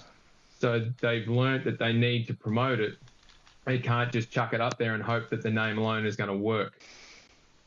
So I feel like there's a pathway here which is going to just roll on, and the numbers the numbers should be there. Yeah, well, they should be there for a lot of things. But let me take this to Wooly, because Wooly, we've been talking about Xbox and the mistakes that they've been making, and Falcon made a great point, right? It seems like they're kind of learning a little bit with the Halo marketing. Now let's see how much that continues. But how long does Xbox need to be learning? Because let's not act like Xbox is a new kid on the block. They've been around since 2001, 2002. Like, when is it going to finally hit them that, hey, we need to do things a certain way? Do you ever see that happening within Xbox itself, Wooly? As long as they're not independent. Or as long as yeah, exactly. As long as they're owned by Microsoft, no. You've got a fundamental conflict of not necessarily interest, but means you've got a conflict in the goal and the what's the word, the process to reach that goal, because Microsoft are one of the richest, if not the richest company in the world for a reason, right? They make money. They don't subsidize a loss-leading model indefinitely. And what Xbox pitched is, opposed to asking Satya for $10 billion to invest in second and third party deals, an aggressive push to put Xbox on the map for quality titles. And let's face it, people who say you need first party, well, no, you don't. PlayStation have been pretty much carried this gen through second and third party. The Stellar Blades, the Death Stranding. 360 was all besides Halo was entirely second party. The entire generation. Even Returnal was second party before they purchased House Marquee after its success. You can't tell me that spending $10 billion on 100, if not, you could spend $2 billion on 100 indie developers and going to the publishers, getting agreements made with publishers, or going to indie development studios, getting a publishing deal agreed with them, where they make the game. They go through the exact same process that they go currently by giving a pot of cash to developers, but instead of throwing it into a bargain bucket where it's basically cannibalized right from the get-go. It's a Titanfall meets Battlefield 1 scenario all over again for every release, right? Instead of doing that and making that very service that they're spending all that money putting these games on for nothing but the subscription cost, whilst that's being... Oh, flipping it, bro. This is the problem with late night talks, bro. I always lose, halfway through a sentence, I lose my track of thought because I'm tired. What was I going to say now? Sorry, lads, forgive me. Can I pick up and try and help you here? Yeah, if you know what I'm familiar to a conversation that we've had in the past. If you take all the money they spent on buying studios to go nowhere, divvied it up amongst indie and AA providers, you would have had an infinite increase in games available that could have been exclusive just by signing a few deals. Yeah, and on top of that, people saying, well, they wouldn't have sold. Or I'm sorry, are you saying that because numbers are initially low on the Xbox platform, that they might have made a loss as long as they paid the devs and subsidized the devs so that they could keep the roof over their studio? Are you saying that Microsoft could have initially lost money? Where does this sound familiar? Because aren't they aggressively losing money with the Game Pass model? Are you trying to say that they can't afford to lose money to become successful? But instead of throwing an anti-competitive loss-leading model forward, and which would, by default, by nature, force them to consolidate IP, to purchase on a mass scale IP to basically counteract the sales cannibalization costs that they were initially paying out, and in an attempt to kind of lock in IP onto this service.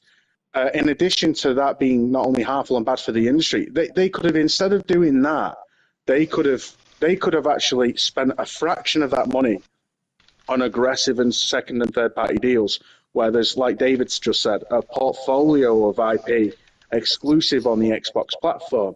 And don't you tell me that wouldn't have shifted units. PlayStation 5 was in a stalemate for 2 years due to the silicon shortage and COVID, and there was a huge issue with the chipsets and getting the chips out. And so they had every advantage, but instead of instead of going through the growth route, they just spent an inordinate amount of cash, which people who should have known better cheerled them into spending, even donning suits to celebrate the occasion, and which would inevitably make Microsoft say, right, when are we going to get our money? When are we going to get our returns? Because they have investors, bro. They have quotas to make. And, you know, like, I don't know why they didn't go that route. Why Phil could have said, instead of saying... I always imagine what they could have done with just $5 billion, the amount of AA, AAA, and facts. I don't understand, indie exclusive would be staggering. Huge. I don't understand, even bro, if only 25% of them were good, the mind share would...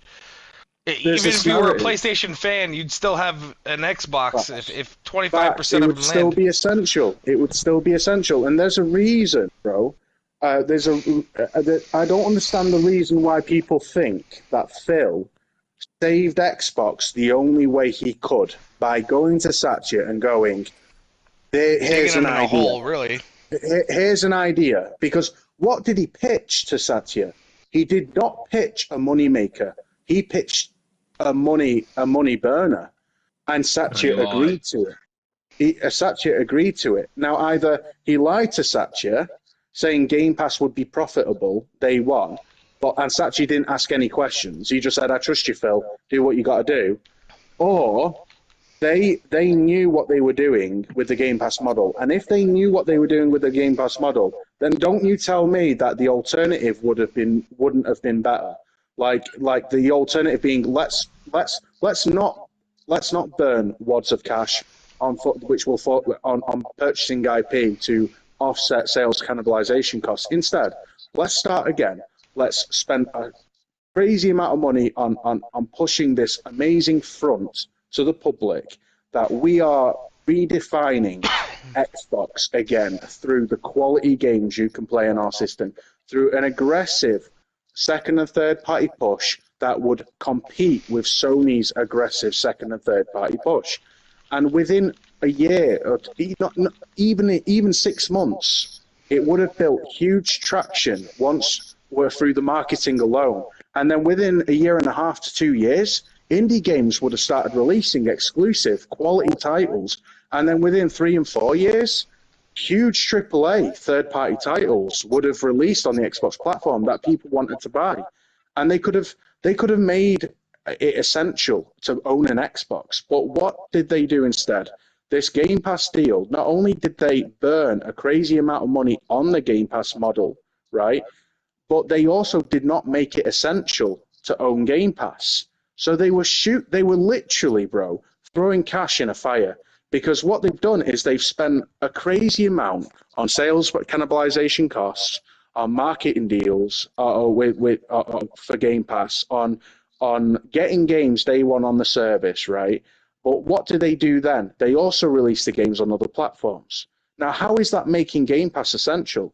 Because it's not appealing to the hardcore audience, because no hardcore gamer who's invested already in his ecosystem, who's experiencing the games he wants to play and not having the games decided for him, will go and see a subscription service where the games are predetermined and go, I'm going to sack off the games I want to play on the platform that I already own to get a console to play the games on that platform because it's rental. Rental is not enough of an incentive, bro. And as for the casual audience, no casual audience is going to find a subscription service appealing because they're too busy playing their 2 games a year, their FIFA or their Warzone and their Fortnite. Like they're not playing, they're playing staple games and that's all they play. So they're not interested in spending money and trying to find the time to play 300 titles on the subscription service. It has to be supplementary. So the growth that's been my biggest argument is like, okay, who would this service appeal to? People who are already spending copious amounts of money that would play a lot of games, and you'd make more money just getting your 30% off in the first place. Exactly. Because the people that are playing free to play games don't want it, And the people that would want a service with all those games in it, these are people that would have went out and bought a lot of these games day and date anyways, and you wouldn't even had to pay for it on your service. They would have paid you to play it. So this ultimately comes down to terrible decisions all around, bro. It's a terrible model. It makes zero sense. They completely misread the market that they were trying to go for. They either it baffles my head, and no doubt it baffles Faulkner's head far more than mine, how these executives could not read the room and lead to the inevitable challenge that this would lead to, where, you know, this unsustainable model, how will they make it sustainable? And gambling on a ceiling through where it doesn't take a genius to figure out that ceiling is way lower than 70 million that they thought it would be.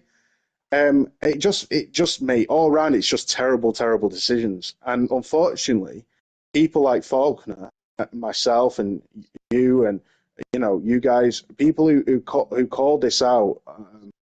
Some people with more authority on the matter, like Faulkner, because of his job, his career in numbers and data. We got laughed at, and people like Destin Legari would say behind a mic with a smug, pasty face. So he'd say, "You don't have to be a financial analyst to know how this goes if you know anything." Yeah, it's common sense, bro. It's just common sense, bro. It's really basic common sense. Well, he would say, Microsoft are $1 trillion company, and so you have no say. They know what they're doing, and that would just be their response. That would just be their blanket statement rebuttal to everything. They didn't want to think about it. All they wanted was free shit. That's all they wanted. That's all they cared about was free shit, regardless of the consequence. And that's all Microsoft pitched to them. It's like taking out loans from a bank, though. I mean, they might just keep giving you money, but eventually they're going to come to collect the money. Yeah. Yeah. Anyway, I said my piece. You go for it, Dave. I was just going to say, I completely agree with everything you just said. And you know, it's coming to collect, and the loan shark's name is Amy Hood. You can't make that kind of promise to a board, because that would have been board approved to spend $80 billion and go through 12 to 14 months of all that legal crap and be dragged for all that, whilst the other divisions are making money hand over fist, and they're screaming that they need funding to be able to compete in the AI space. And lo and behold, look where they've landed now. So Phil would be having so many targets on his back. It's not funny. It's no wonder we don't see him. The guy's probably curled up in the fetal position in a corner, rocking and crying, because ultimately it's his decision with his leadership team to do that and go up to the next level up and sell it to Satcher. But someone was advising him. He didn't sit there and read all these numbers and come up with it on his own. He had a team around him, and a massive team of data analysts and financial analysts that would have looked at this and said, it will work in this scenario, but it needs to be only in this scenario. The window of opportunity to succeed was so narrow that I can't figure out how it got around their governance and risk appetite. But for life of me, it is insane to think that they pushed that forward. And to still sell those games on other platforms at the same time as pouring all this money into Game Pass, trying to make it essential. They're just basically giving players an alternative option to rent to Game Pass, and that's not making it essential. So therefore, they are literally sabotaging the very thing they are burning cash into. Yeah, and if the intent was, and this is something we've spoken about a lot, if the intent was set it up, make it stupidly attractive that everyone jumps on and then pull the plug on the other side, they never pulled the plug on the other side, because they never got the Game Pass model up to a point where it made sense, where you could push all these games into it. Now, there is an opportunity there to pivot it and say, right, we will have games that we sell everywhere. We will also have games that we only sell on that are only available through Game Pass. And we will seek to put Game Pass on other platforms, but it will only ever have Microsoft published games in it on those other platforms. So then you can expand the reach of it for people who want to sub to it. And yeah, PlayStation would jump to that because, well, you're selling games and we get money for that. You're not putting games into a subscription service that's competing with ours because you're only putting games that are available in that subservice or that are your games in that subservice. So there's not a competition point there. But if you're going to have games like Keeper, exactly. If you're going to have games like Keeper come out and be completely overshadowed, and not be a focal point on any way, shape, or form compared to what others are doing at the moment, you might as well say, well, this is a Game Pass exclusive game. If you want to play it, you got to have Game Pass, but don't make it unattractive. Like, you got to make it at a price point which is palatable. $30 a month is ridiculous for what's in there. And they say, oh, we've got to raise the price because we're going to put 75 day one game releases in there. Like, you'd need to put some serious AAA games in there to get it over the value proposition, as Wooly just explained. Otherwise, people are just going to buy their couple of favourites every year that they want to, and they might dabble in one or two others because that's what they do. That's the market. Again, it baffles me that their analysts would have put all this stuff forward and they completely ignored them. David, that just happened to me yesterday. Yesterday, I woke up in the morning and I'm like, man, all this Halo talk got me feeling like playing Halo. So I go to my collection. I'm looking for Halo Infinite. And I realized after 20 minutes of fighting and arguing with my son, we realized we haven't bought Halo Infinite. Why? Because I've been playing it on Game Pass the last couple times I did. So I'm like, you know what? Let's go ahead and buy it. I look at GameStop, Best Buy, everywhere. Nobody has it in stock. And the people that do, they want 60. I'm not going to pay 60 for a game that's 4 years old already. So I'm like, you know what? I'll buy it off Amazon. But before I made the decision, I said, you know what? I'll just subscribe to 1 month of Game Pass so I can play Halo Infinite, but also Keeper's out. I'll take advantage and I'll play Keeper. Well, guess what? Keeper's in the $30 section. Halo Infinite's in the $15 tier. I gave up on it. I was like, fuck that. I'll just wait patiently for 2 days. I'll buy the game. I'm going to buy Keeper and I'll call it quits. I'm not going to subscribe to Game Pass for $30 when at the end of the month, A, I don't own Halo Infinite still, and B, I don't own Keeper still, and I just spent $30 on that. So yeah, it's even happening with the hardcore like myself who made the mistake of not owning Infinite. But how do you expect people to literally go up in there, spend $30 and walk away feeling like, yeah, I'm going to stay subscribed for the whole year? Like, and also Keeper itself being an exclusive. Yes. It's like, what's it achieving here? Yes. Where's the goal? What's the reason? Yeah. It doesn't make any sense anymore. No. Because it's like, if you're just cherry picking this odd little title to be exclusive to a platform that you have self-sabotaged and devalued and made irrelevant, and you all you're doing is doing that game a disservice. And they're not marketing. They're not marketing the game either. Yeah, are you a publisher or a platform? What they have done to that game is horrendous. Nico, God bless him, bro. Nico has done more marketing for the Keeper than Xbox. Yep. So Nico's done more marketing for Outer Worlds 2 than Xbox. PlayStation has done more marketing for Outer Worlds 2 than Xbox. Yeah. Let that sink in. Exactly. Because they're a publisher now, but yet they're still trying to hang on to this relevancy of a platform. But what do they have to do they have to jump through hoops and be disingenuous and insult the audience, who are still too dumb to take the insult as an insult. They just go, yeah, that's right. This PC handheld is an Xbox, and I can play my Xbox games on it because Sarah Bond said so. They jump through these disingenuous, outright lies to the audience, right, and resort to semantical kind of snake oil sales tactics to get that these. Poor woman too. She seems nice, but she has no idea what she's talking about. And it shows that she doesn't know, because she's saying that you can play Xbox, your whole Xbox library on this system. That's what she's repeatedly said that in the marketing, bro. And it's like, you are outright lying there, and you're going to be very lucky if somebody doesn't take. She knows. If somebody doesn't take her ass to court on that. I don't think none of them know. They're being swindled, bro. And yet, what do we have? Instead of calling a spade with a spade, we've now literally got to the point where the Xbox fans boys that are remaining, the bottom of the smegma barrel we're talking, lads, because they've all gone. They've all jumped ship. But the handful that are still remaining are there calling their PC handheld an Xbox, shocked that a PC handheld plays PC PlayStation ports, right? like it's something new, right? They get on there and they fire up Steam. I've yet to find out if it plays any other games because I've only seen PlayStation games being shown on the thing. And on top of that, they're also comparing the ground textures of Ghost of Yotei with the ground textures of Halo Campaign Evolved. That's also coming out on PlayStation. Like, that's what we've got. That's what we've resorted to now. That's the level. You see Colt Eastwood.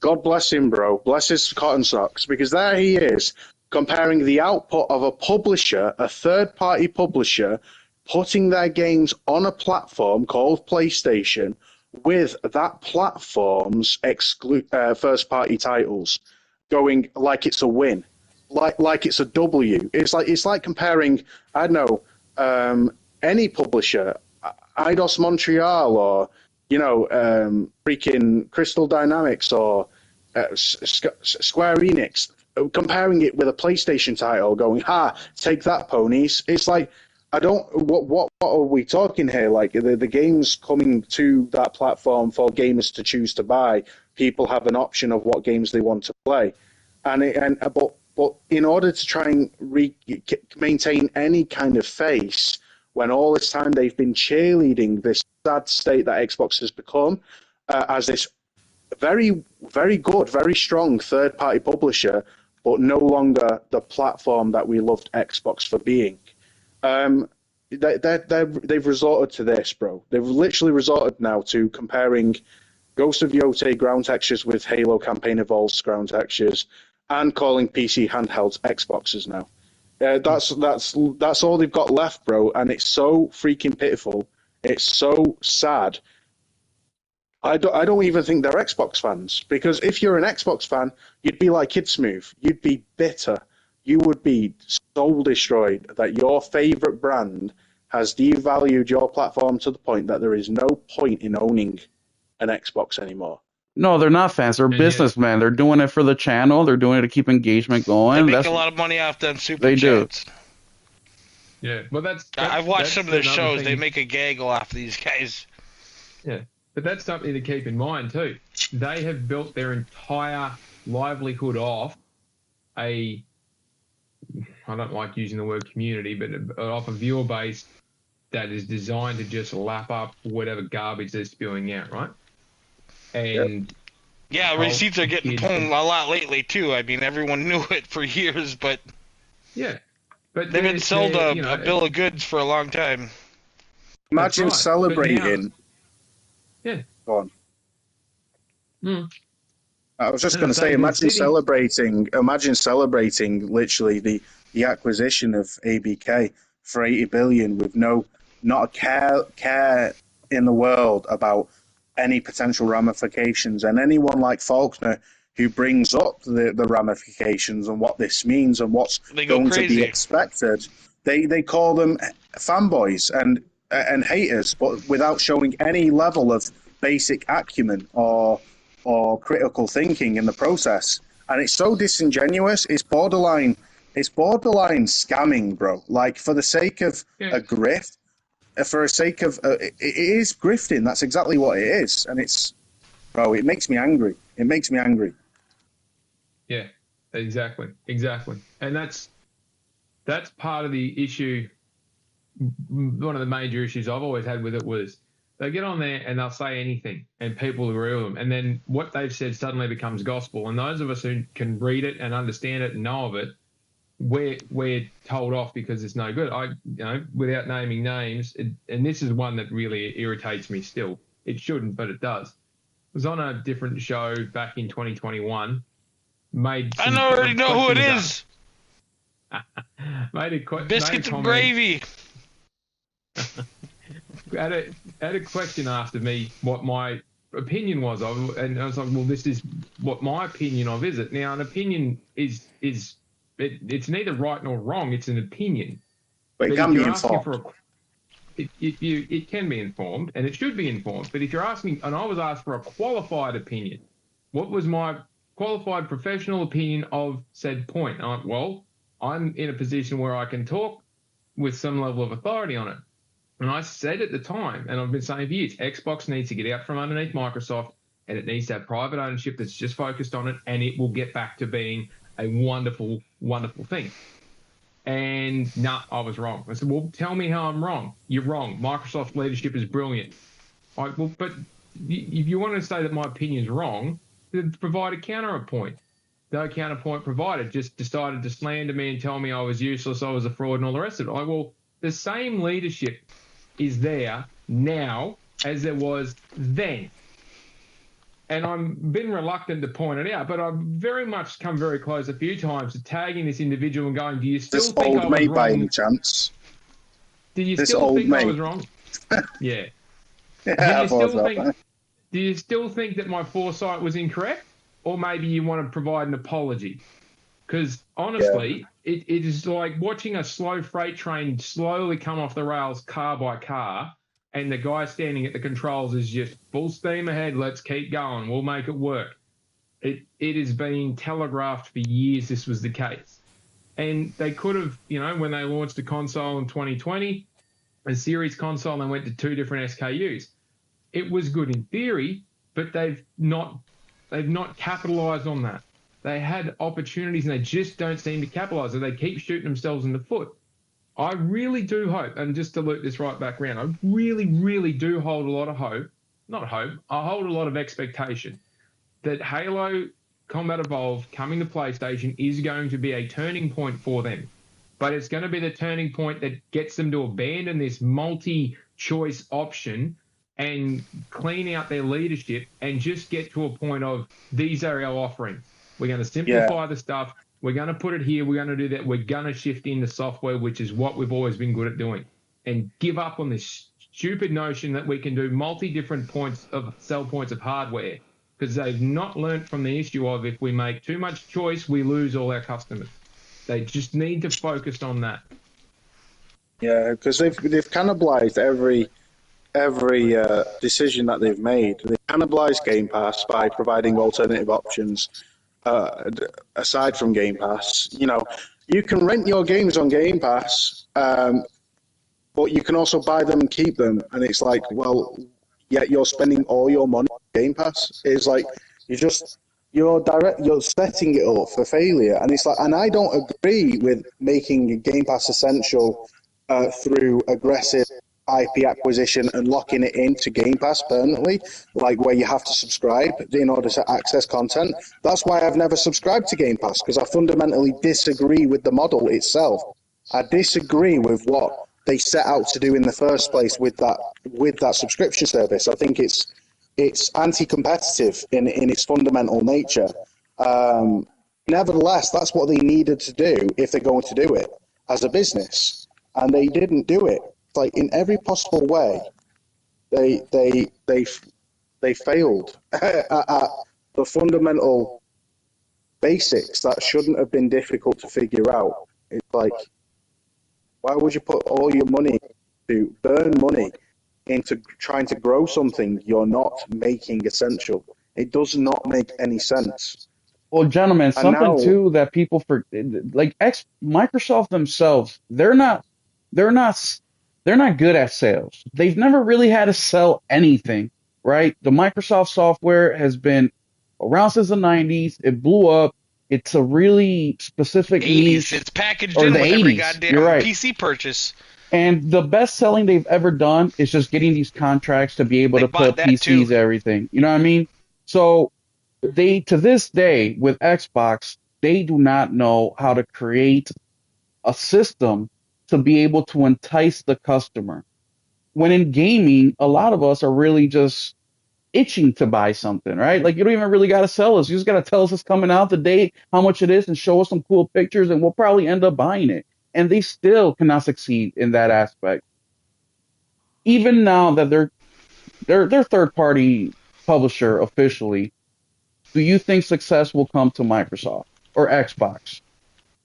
In any, not unless they become independent. I think Falky hit the nail on the head, because knowing their history, they've had very good leadership and stuff in the past, but the bigger and bigger they got, the more they chased out the people that were making them great, because the more and more the parent company got involved. Well, they kicked these people out. And now they're completely in charge, and now you're fucked. They kicked these people out not because they were making a company great. Obviously, that's, they would have kept them.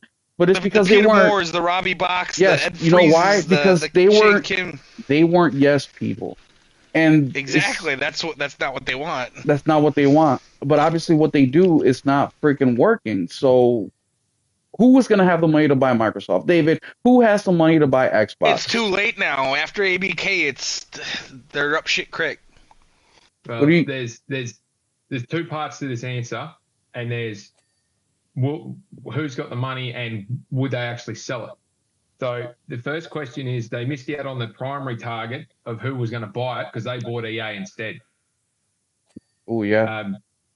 PIF was keen. PIF had the money. PIF were the best savvy in that, but there's a few different reasons as to why an American company can't sell a subdivision based out and have a whole heap of leases attached to it to a Middle Eastern based company. Various different reasons, but they were only ever going to get at best $60 billion for it, which meant they were going to have to take a $20 billion write down. That kind of write down in goodwill and offsetting point there to get rid of it. That's this kind of level of write down that would get Thatcher sacked. Yeah. Like, we're not talking about chump change here. $20 billion of a goodwill write down 2 years after you spent $80 billion to purchase it. No way. And Microsoft's got history on this. Look at all the major purchases they've poured hundreds of millions, if not billions of dollars into, and they shut them down. You know why they just shut them down? Because then you don't have to take the goodwill write down. Yeah. You just shut that division down and pull everything else across, and there's no impairments. There's no write downs. They can carry on as if nothing's happened. And they pat themselves on the back for a job well done because then there's no expenditure going out and it bumps the share price up. The crazy thing is, they could have probably dwindled their way to success through their marketing because they're so flipping good, basically faking till they make it, but they haven't made it. So they could have, they could have gone for an aggressive, exclusive push, making Game Pass essential, it costing initially more in the long term by not selling games on other platforms, but it being crucial to the identity and strength of the identity of the brand, and changing the face of Xbox and the public mindshare of Xbox to make it a direct competitor with the most popular platforms. And they could have easily marketed that to shareholders, to Satya, to gamers, and it would have been very appealing. It would have been exciting. It would have felt and sounded competitive. But instead, what did he do? Let us compete, FTC. Let us compete. Let us own Activision Blizzard and IP just to continue to put them on the platforms that they were on, and with all the overheads incurred now under their responsibility. Yeah, well, they're going to be getting rid of more of that soon. Whilst also trying to put them on a model that cannibalizes their sales of those IP. It's like, who thought this was a good idea, bro? That's going to be my next question. How much longer does Phil have? He's got as much time as he wants, because if they were going to get rid of him, they'd have got rid of him by now. Yeah, 20 years ago. It's crazy, bro. The big problem they have is, you look at his trajectory, every 12, 18 months, he gets promoted. They're trying to promote him out of the way because it'll cost them too much to sack him. Because look at all the leadership team. So there's Phil, Foodie, Bond, and Greenberg and all that. They're all tied into this massive pay packets that have share options and purchases associated with it, right? So they're like mafia, bro. Yeah, they're all got massive amounts of their pay packets are tied up in share options. And after a certain period, so you get your pay packets, so they give you, for example, if he's on a $2 million pay packet, he might get 400K cash, and the rest of it's all in share options. But he can't sell them for 12, 24, or 36 months after they vest. So there's a time period there in getting a benefit. But you look 2, 3, 4 years ago what the share price was then, as opposed to what it is now. And if you sack any of them, you've got to pay them out their share options, whether they've vested or not. That's a lot of money. as opposed to you just promote them up the chain and keep them on just keep them on the same dollars but a few more share options, and then you can piss them off out the other end. Eventually they'll retire. You just keep trying to get him out of the way. But the further up the chain he goes, the closer the statue he gets, the more he gets in their ear, and he convinces them that this is a great idea because he sells it. He's a snake oil salesman. If you go back and look at the history, he'll have an excuse for every time something didn't happen, and it will never be his fault, and it will always be someone else's fault, and it'll always be a market reaction. And he's running out of lives. So he'll be there for as long as Satcher's around because, like we always say, he's got him by the short and curlies because Satcher won't sack him. It'll cost him too much money. And they can't pivot the leadership while he's there. Sarah's never going to take over while Phil's around. But once Phil's gone, Sarah's got no protection left either. Matt Booty, I can't understand what he does for a job. Yeah, but I can't understand why either. He's their muscle man. What executive of a gaming company says what Sarah Bond said recently, that exclusives are antiquated? Like what? Who thinks saying that even is a in good a service? idea? Like, why do you get Max or Netflix? Because if the Penguin and fucking Game of Thrones and shit was on Netflix and Max, I'd be getting the one that has both. You know. Well, David, it'll end up being a point of at some time in the near future, there will be a come to Jesus moment of do we keep it running or do we turn it off? And it won't be because Phil or anyone in his remit is asking the question. It'll be Amy Hood has run out of patience. Yeah. It's in the FTC documents and it's in the court documents where the FTC appealed for the injunction. And I'll just side note, I don't think Jim Ryan and his team gets enough credit for what kind of pain they have caused to Microsoft. He had no grounds, no basis, nothing to jump up and down and carry on from when they first announced this acquisition, and he screwed them into this position. Jim Ryan and his legal team need to get some flowers for this because they had no basis to carry on, and they managed to get this as an outcome. They already knew they were porting shit over to PlayStation as it was. All these the content creators who should know better, could think about was Jim Ryan's moaning. He sounds weak, and it's like they couldn't see the wood through the trees of what he was actually doing to Microsoft. And Dave, pinned him into a corner. Your flowers again, bro. You said it from the very beginning that what he's trying to do is back them into mitigate the potential of this deal causing waves leverage. In the industry. Causing leverage over third-party developers. Basically, is what they were doing. They were preventing Microsoft from being a threat to the health of the industry by not being able to control the access that people, the access to games that of the IPs that they were purchasing in that deal. And that's all it came down to. He was trying to mitigate their agency over the access of these IP. And none of them could see that. They just said they viewed it like children squabbling. They viewed it like Dragon Ball Z, bro. And it just shows how childish their entire mentality is and their lack of any level of mature intellectual kind of thinking ability to just take a moment and think, what are these executives who are literally they're not in it for top trump arguments on Twitter. They're literally running multi-billion dollar and even $trillion businesses. What are these people trying to do here by saying by contending this deal? But they took everything at face value like children, bro. It was relentless. Yeah. The Colt Eastwoods, the Gaz on Dailies, the biscuits. Yeah.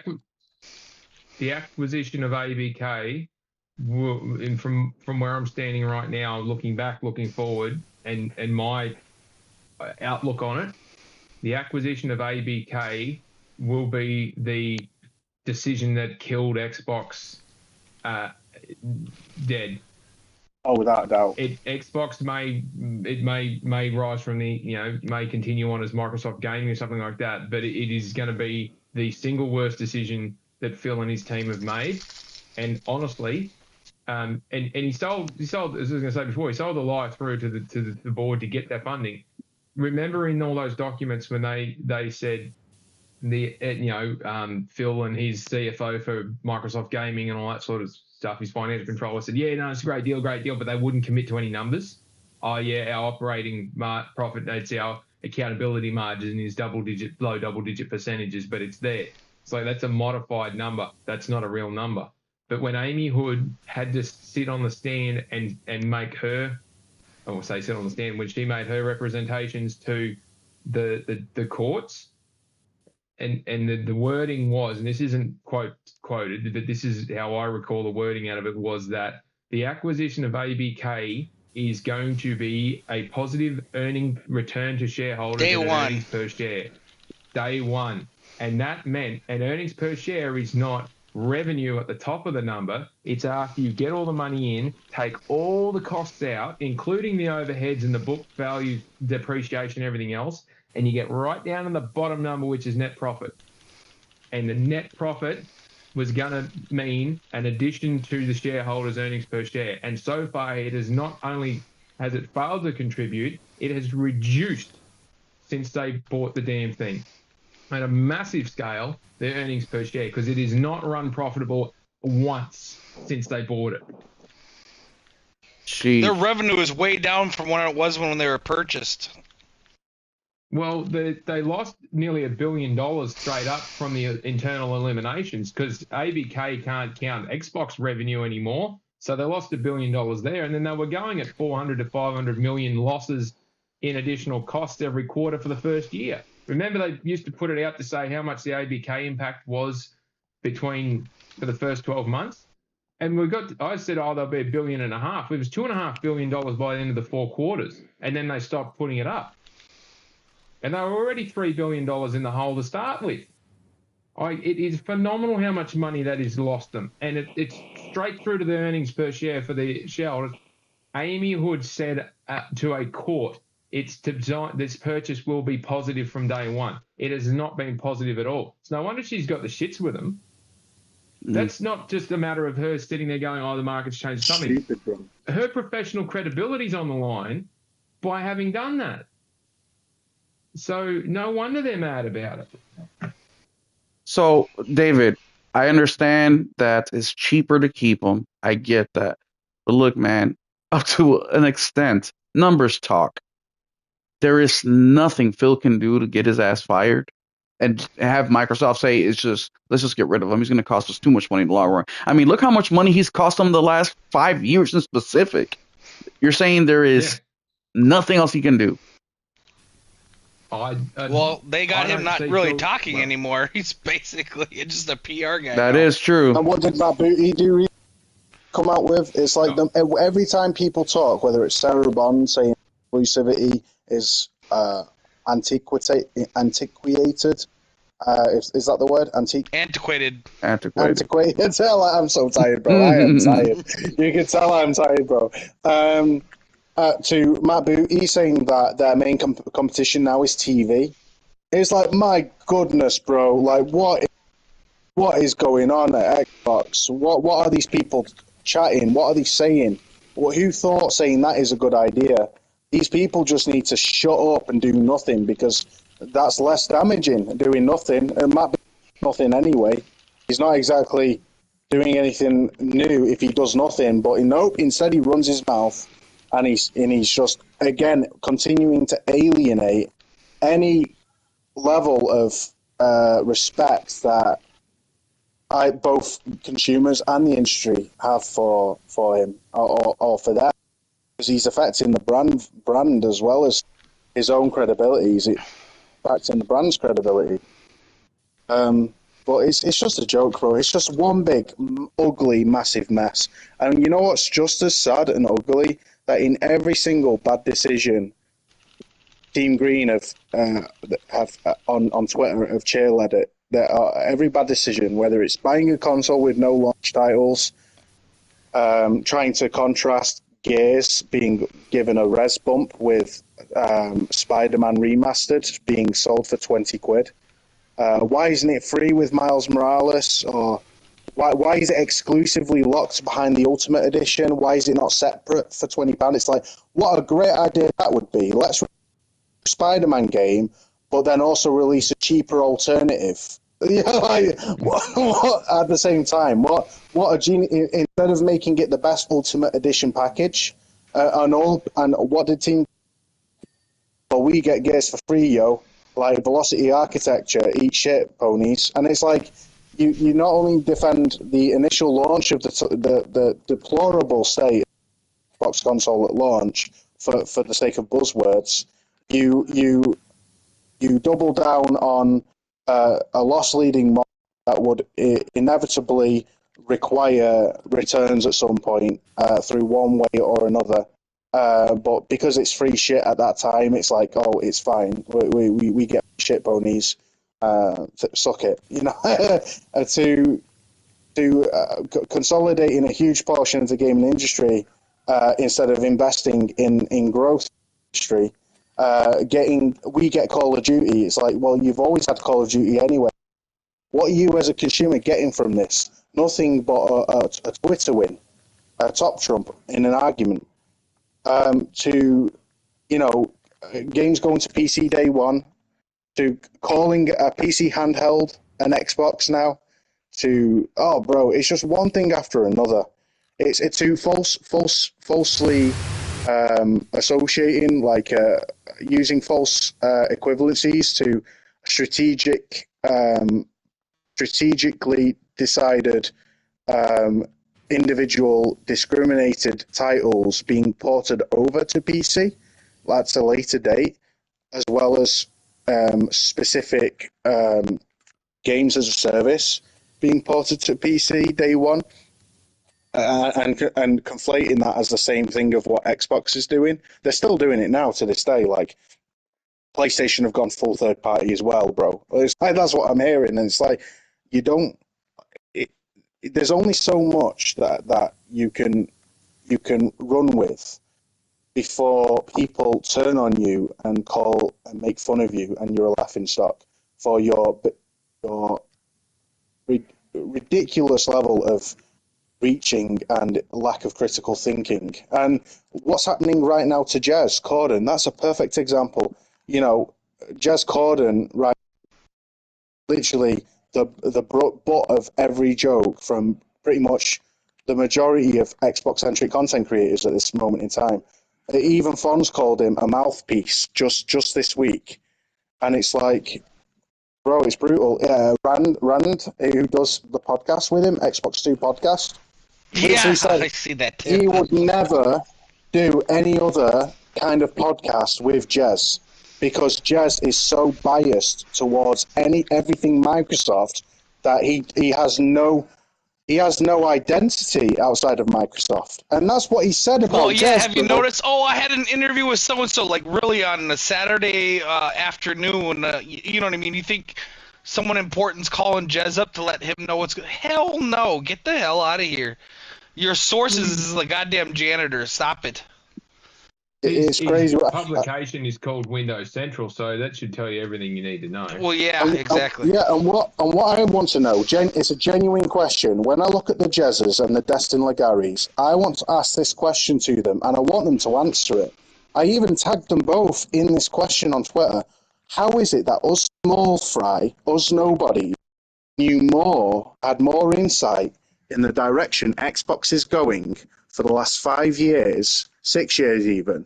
We've continuously demonstrated that we have more insight and knowledge on what is going on with Xbox than either of them. Like, why is it that we nobodies and small fry demonstrate a higher level of reliability and accuracy and knowledge and foresight with all things Xbox than flipping the Windows Central guy and the former exec of IGN guy, who spend every day glazing Microsoft and boasting about a console they don't even play on.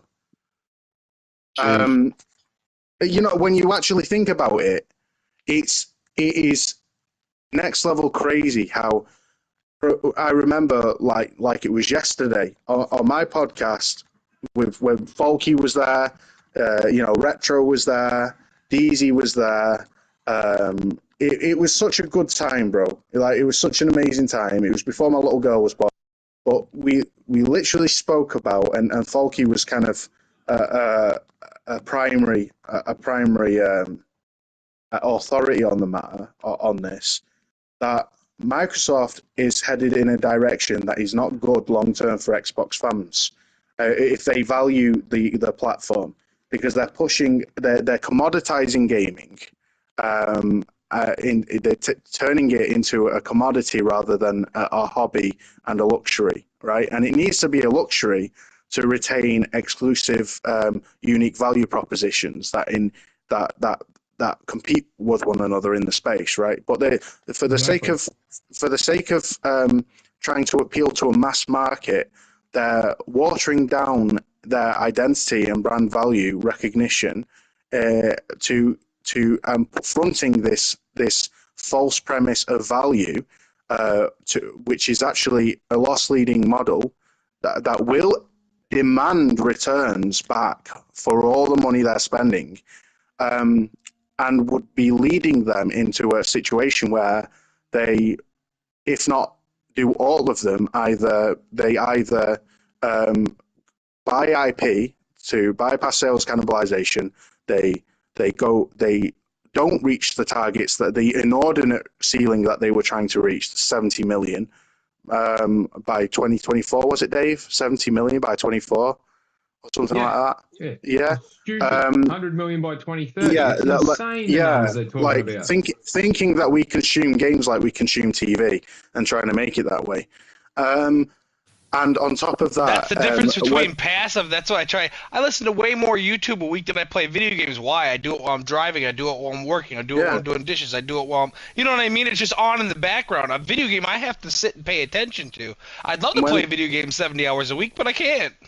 And when that fails, what would happen? They would either do what they did to Nokia and every other product that they've shut down that wasn't providing a return, or after purchasing all of this IP and not being able to make a return, they would go full third party and become a publisher. It has like clockwork. I am not exaggerating here.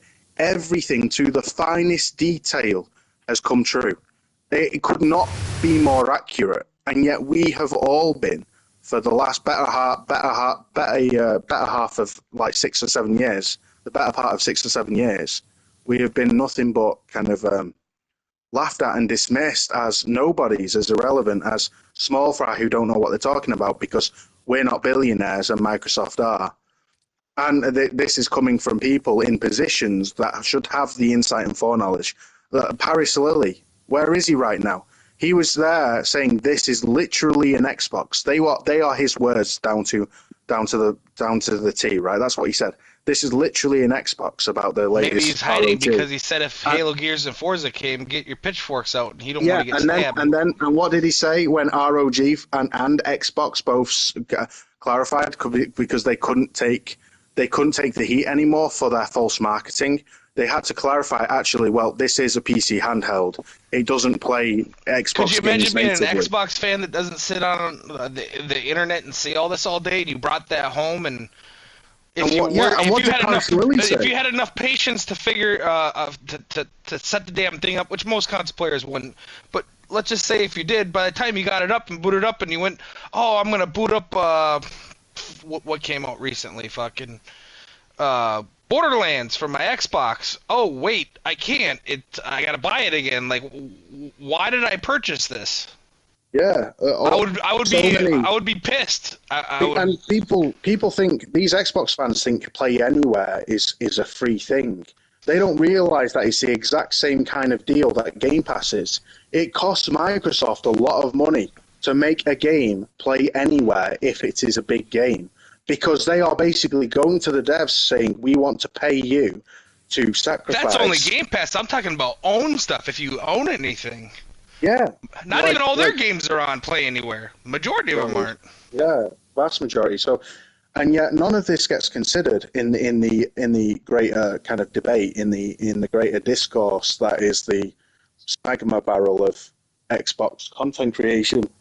They just kind of dismiss all of this as irrelevant and, oh, I don't worry about this stuff. I literally saw a tech guy, and credit to him for being honest, he absolutely bashed the ROG Xbox Ally for being because he said I was sold on an Xbox, that I thought I was getting an Xbox. I don't know how you, my guy, could be a tech guy and genuinely get that marketing told you. You must be incredibly naive to have bought that thinking genuinely you could play your Xbox library, and then to be shocked when you couldn't. Nevertheless, he called it out and he says, I'm returning this product because it's broken, because it takes me an hour and a half to boot up initially, and it's a PC. It's no different to my normal ROG Ally. It's no different to any other handheld PC I've got. There is so little Xbox here. It's just a PC experience. It's a Windows experience. Now you've got people like that getting lost in the sauce, right? Tech guys. You've got Crap Gamer, right? Who I respect the lad. I think now that he's kind of come back out of the sauce and he's back to reality again, he articulates himself extremely well. He is very formidable in any kind of debate where it comes to articulating a standpoint that is candid and honest about the state of Xbox and everything else. But there was a time that after falling out of love with Xbox, being disappointed and disillusioned with their PC Day One portion with their lack of quality exclusive titles, he went back when ABK was going on. And he went back when the FTC were buying ABK, saying this is good for gamers, and he got lost in the sauce, bro. He's as OG as Xbox fans get, right? Now, if Crap Gamer could get lost in the sauce, then the majority of people have no chance. The majority of these people who feed off Colt Eastwood, Gazon Daily, who Destin Lagari's channels, they've got no chance because they're just going to lap up what they're saying as gospel and not think things through. And the content creators themselves, well, they're hopeless. An amoeba has more hope than they do, right? Because they don't think anything through critically or with any level of just candid, open, honest evaluation or scrutiny. But sadly, even people like Crap Gamer get lost in the sauce, bro, and now reality's come back to bite them, and he jumped ship before all of this. But what you're left with now, bro, is a situation that, as much as people don't want to admit it, is this. PlayStation is sorely lacking competition, and this is not good for gamers long term. This is not good for gamers. Now, granted, there is a little bit of a cushion here, and David, you can correct me if I'm wrong here, but as the generation goes on, I'm pretty sure that PC becomes more of a competition to that generation. Because what happens at the start of a generation is the console tries to push innovation in game experiences, and PC benefit from that. And as their tech gets more and more powerful, what was considered a decent quality, powerful console in 2020 is now 5 years old, and you can, for the same price, get a PC build that is more powerful, right? So as time goes on in a generation, PC parts depreciate in value. So it becomes more of a reason to go to PC if the console isn't performing up to snuff. Now, PlayStation... Last generation was a good example of that. Yeah, and PlayStation have... They were like basically on par with low-end PCs out the gate, not mid or... Within a few years, it's like I could plunk down $500 and get a PC that can do this, 30 FPS, 1080p. So PC is a competition for PlayStation. PC is a threat to a degree because people are going to say, why would I buy a PS5 Pro if I've not got unique experiences to play on it? Fortunately, we do. Fortunately, right on time as the PS5 released, we got Death Stranding 2 and a load of enhanced games, and there was a great deal of kind of strong marketing for that. and they also retroactively updated their first-party titles to support it as well. And it's been successful. So they have to keep providing quality in order to. You see how Ninja Gaiden runs on the Pro? Woo-wee. I've heard, bro. I've heard. But yeah, I'm rambling. Shut up. But you get my point, right? Yeah, and I think a lot of people, and spoiler alert, a lot of these people on social media, they really aren't fans, guys. I hate to break it to you. They don't really play video games like you think they do. This is a job for them. They don't want to lose out on their connections. They don't want to lose out on their perks. They don't. I mean, do you guys remember the beginning of the console generation? How many of these influencers, how many of these YouTubers were making fun of us, the real gamers, talking about, look at how we're getting all these Xboxes for free. I got 2 in the garage I don't even use, right? They're boasting on how these connections of theirs have gotten them $1,000 ROG Ally X, right? How they've gotten a couple Series X's when it was impossible for people just to walk in the store and get one. That's why they're doing this for. We saw the debacle with Cyberpunk, how they just loved that game. And mind you, Cyberpunk is one of my favorite games of all time. But they were out here telling us how great the game was. And when we get it, it was a pile of shit. Right? It took them 2 years to get that game up and running enough for us to the standard that we thought it would be, right? So don't get too hyped up when these dudes say something like, no, the ROG Ally X is a real Xbox and you can take it. What these guys are, bro? They're people with severed arteries arguing on Twitter that they're not dead yet. Yeah. But there they are bleeding out. And it's like, but they're going, but I'm not dead yet. See, I'm still alive. And it's like, really, it's just not even the trolls find you interesting anymore. Like you look at the traction of their tweets now; they've fallen off completely. You look at Cole Eastwood's scotches, and attempts to try and big up the best third-party publisher of the year. Versus the platform that they're releasing the games on, and people are just kind of like going, yeah, okay, Colt. They've lost all kind of traction because enough's enough. It's the Nibs and the Faulkners that have kind of go. People are saying, I want to hear this guy talk to Colin Moriarty. I think it will be a great time because. Yeah. The Smash JTs, the content creators that just thrive off clickbait articles and trying to push kind of all narratives that avoid context and nuance, they're just not interesting anymore. Even to people who want Twitter wins, they're just like, yeah, I'm just not even I can defend this anymore. Even Astro Cyborg right now, Astro Cyborg, I kid you not, the guy who makes all the clips. Yeah, he's just made a clip mocking Xbox fanboys, shilling for Xbox. Sheesh. Let that sink in. We are in Twilight Zone, people. Like, he would never have done that a week ago. Wow. David, let me ask you. It's mad. Sorry. They'll do anything to chase because they, as I said before, their whole livelihood is based off engagement with their viewers. That's where they make their money. That's where they make their livelihoods. How they pay their bills. So they've got no choice but to chase it. Now, whether they stay being the drama goblins that they have been, or whether they try and ride it out, or they ride it to the end, or they pivot and do something else, they've got a following that consume their content who all they want to hear is that individual bad-mouthing someone. That's all they want to hear. So there'll still be a place for Colt and those guys to exist. Whether they'll get the traction or not remains to be seen. But they're not. They'll attach themselves to whatever comes next.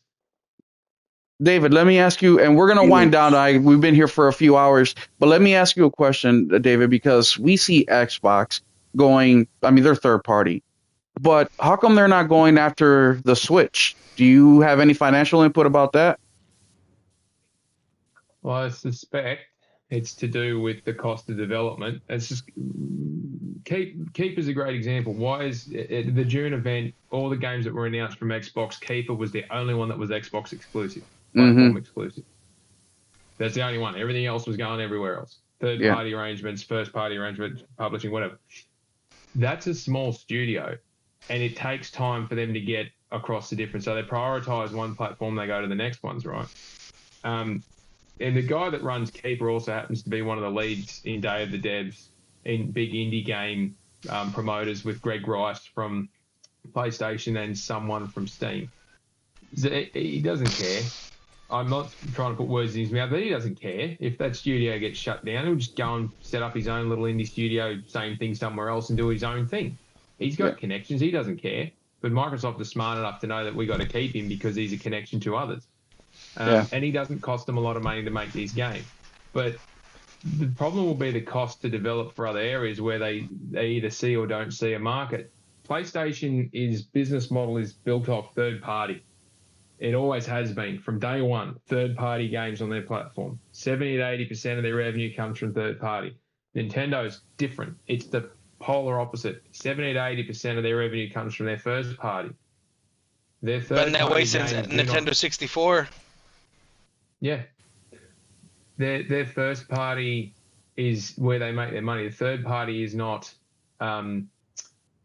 predominant. It's like 20% of the revenue that comes in of sales that come in through Nintendo is from third party. So when you think about what games there are over in that platform and the market, again, this is something that gets lost in the conversation. Look at how Microsoft has to pivot and what they've now got to compete against, not just in terms of quality, in terms of volume.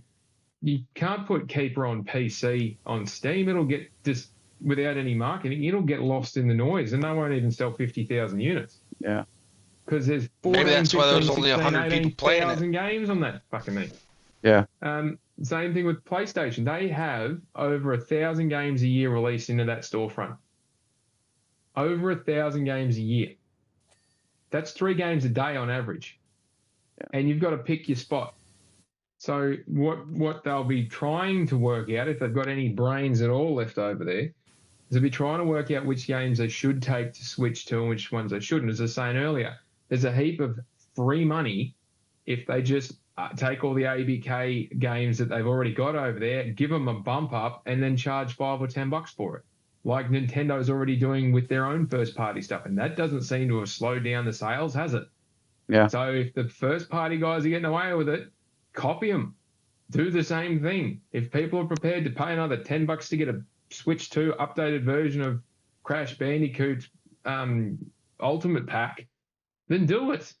Or whatever other ABK games are going over there. If you can get Skyrim Oblivion working on it, or the Elder Scrolls or whatever it is, charge an upgrade. Spend a couple of $1 million at most to do the upgrade to bare minimum, but then do it and charge it, and then you'll get people interested and people will start to track along.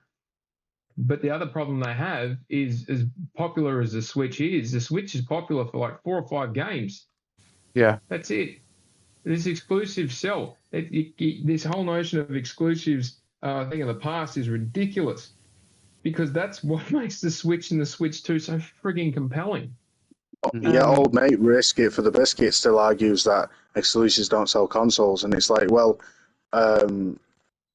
their argument is that 10% of the total player base who bought kind of Death Stranding is the same 10% who bought God of War Ragnarok and the same 10% who bought Spider-Man 2, and it's like, well, you're implying that it's only the same gamers who buy every exclusive, and it's like, well, no, different exclusives appeal to different gamers and different people, and it's like, well, one of those games is going to make a person go, wow, that looks really good. I want that console so that I can play that game.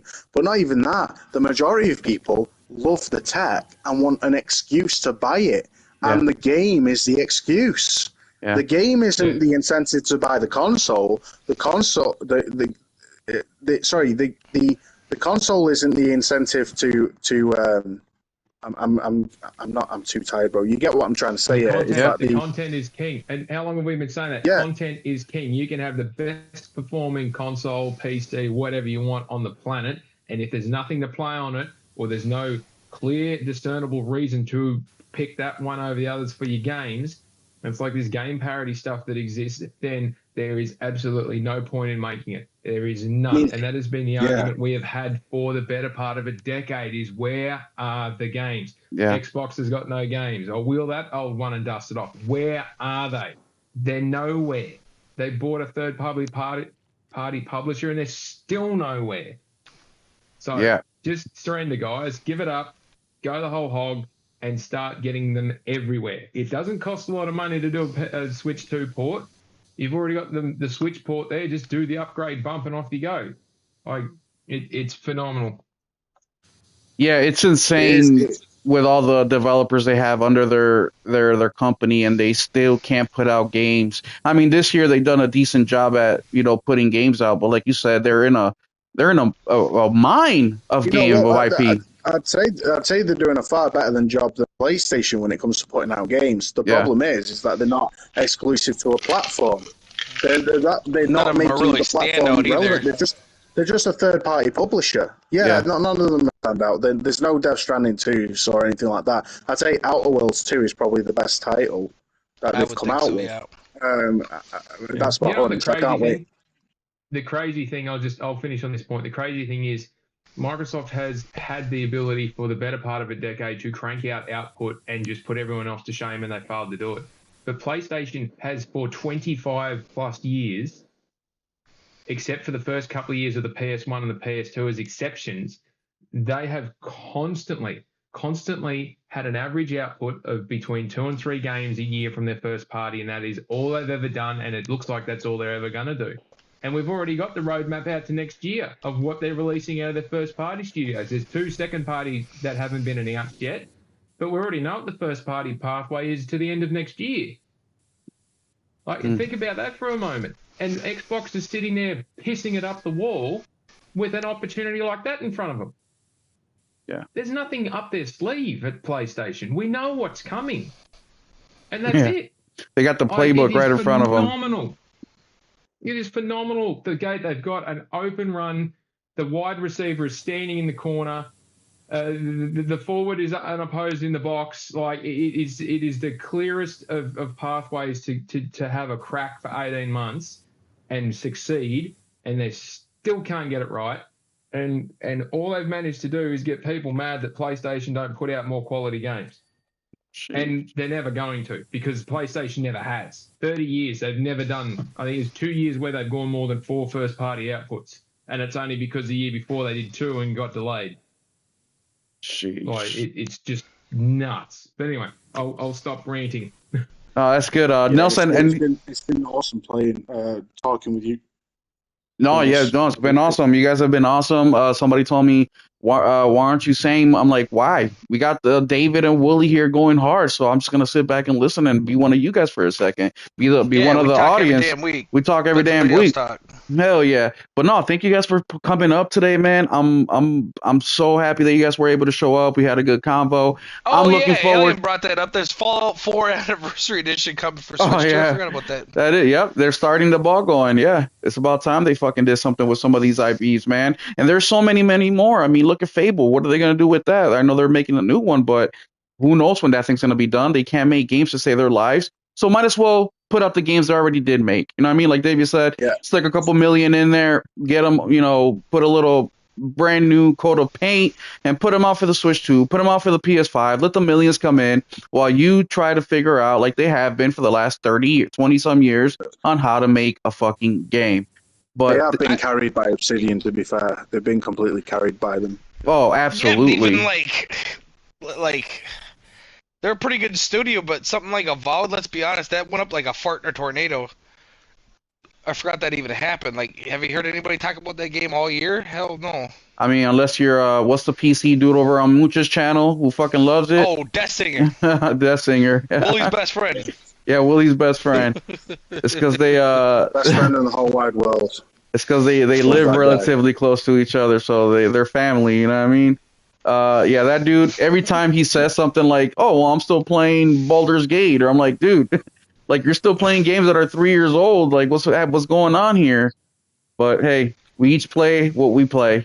But no, thank you guys for playing Vampire right now. Yeah, so you know why he plays like what is it, Dota or whatever. That is true, dude Willie. Has like that 15 is true. bands in Dota, and he wants to tell me about buying games. Like, get the fuck out of here, dude. It was funny because he's like, well, I still haven't gotten to it. I want to play it. I still haven't gotten to it. It was like, if you want to play it, why haven't you gotten to it? Like, you've been saying his life savings on Dota.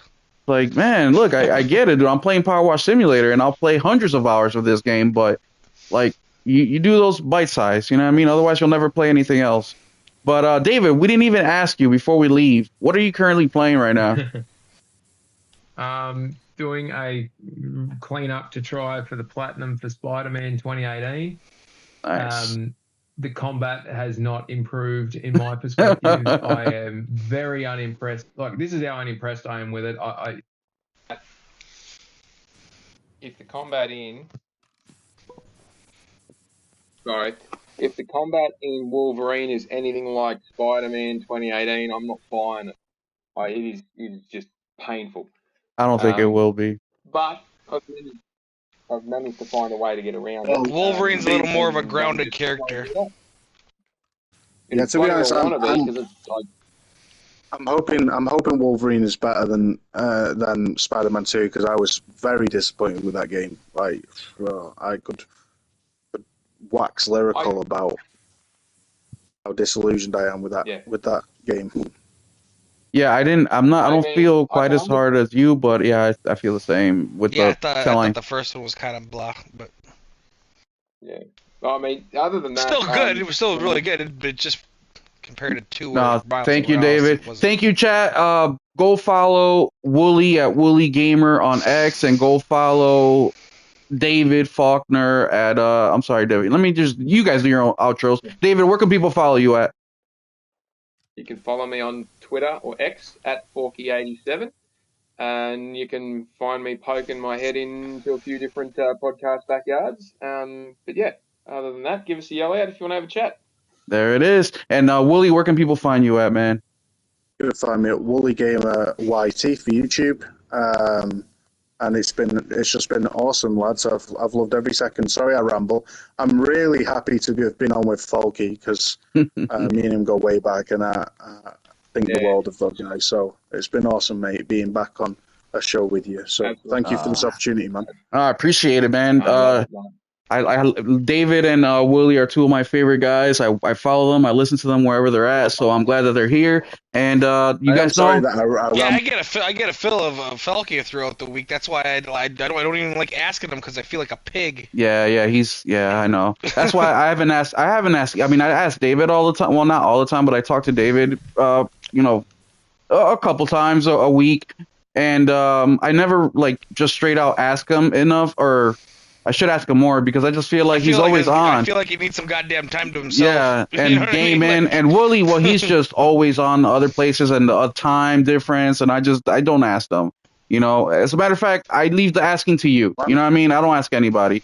But if you guys ever see me on, you want to hop in, you don't even got to ask. You just hop on in, guys. That's what we did this podcast for. We don't want to make it like an exclusive thing where only certain people. No, you're a gamer. Hop in. We'll talk. But thank you, guys. We'll stop dragging it out. Let these guys go to bed.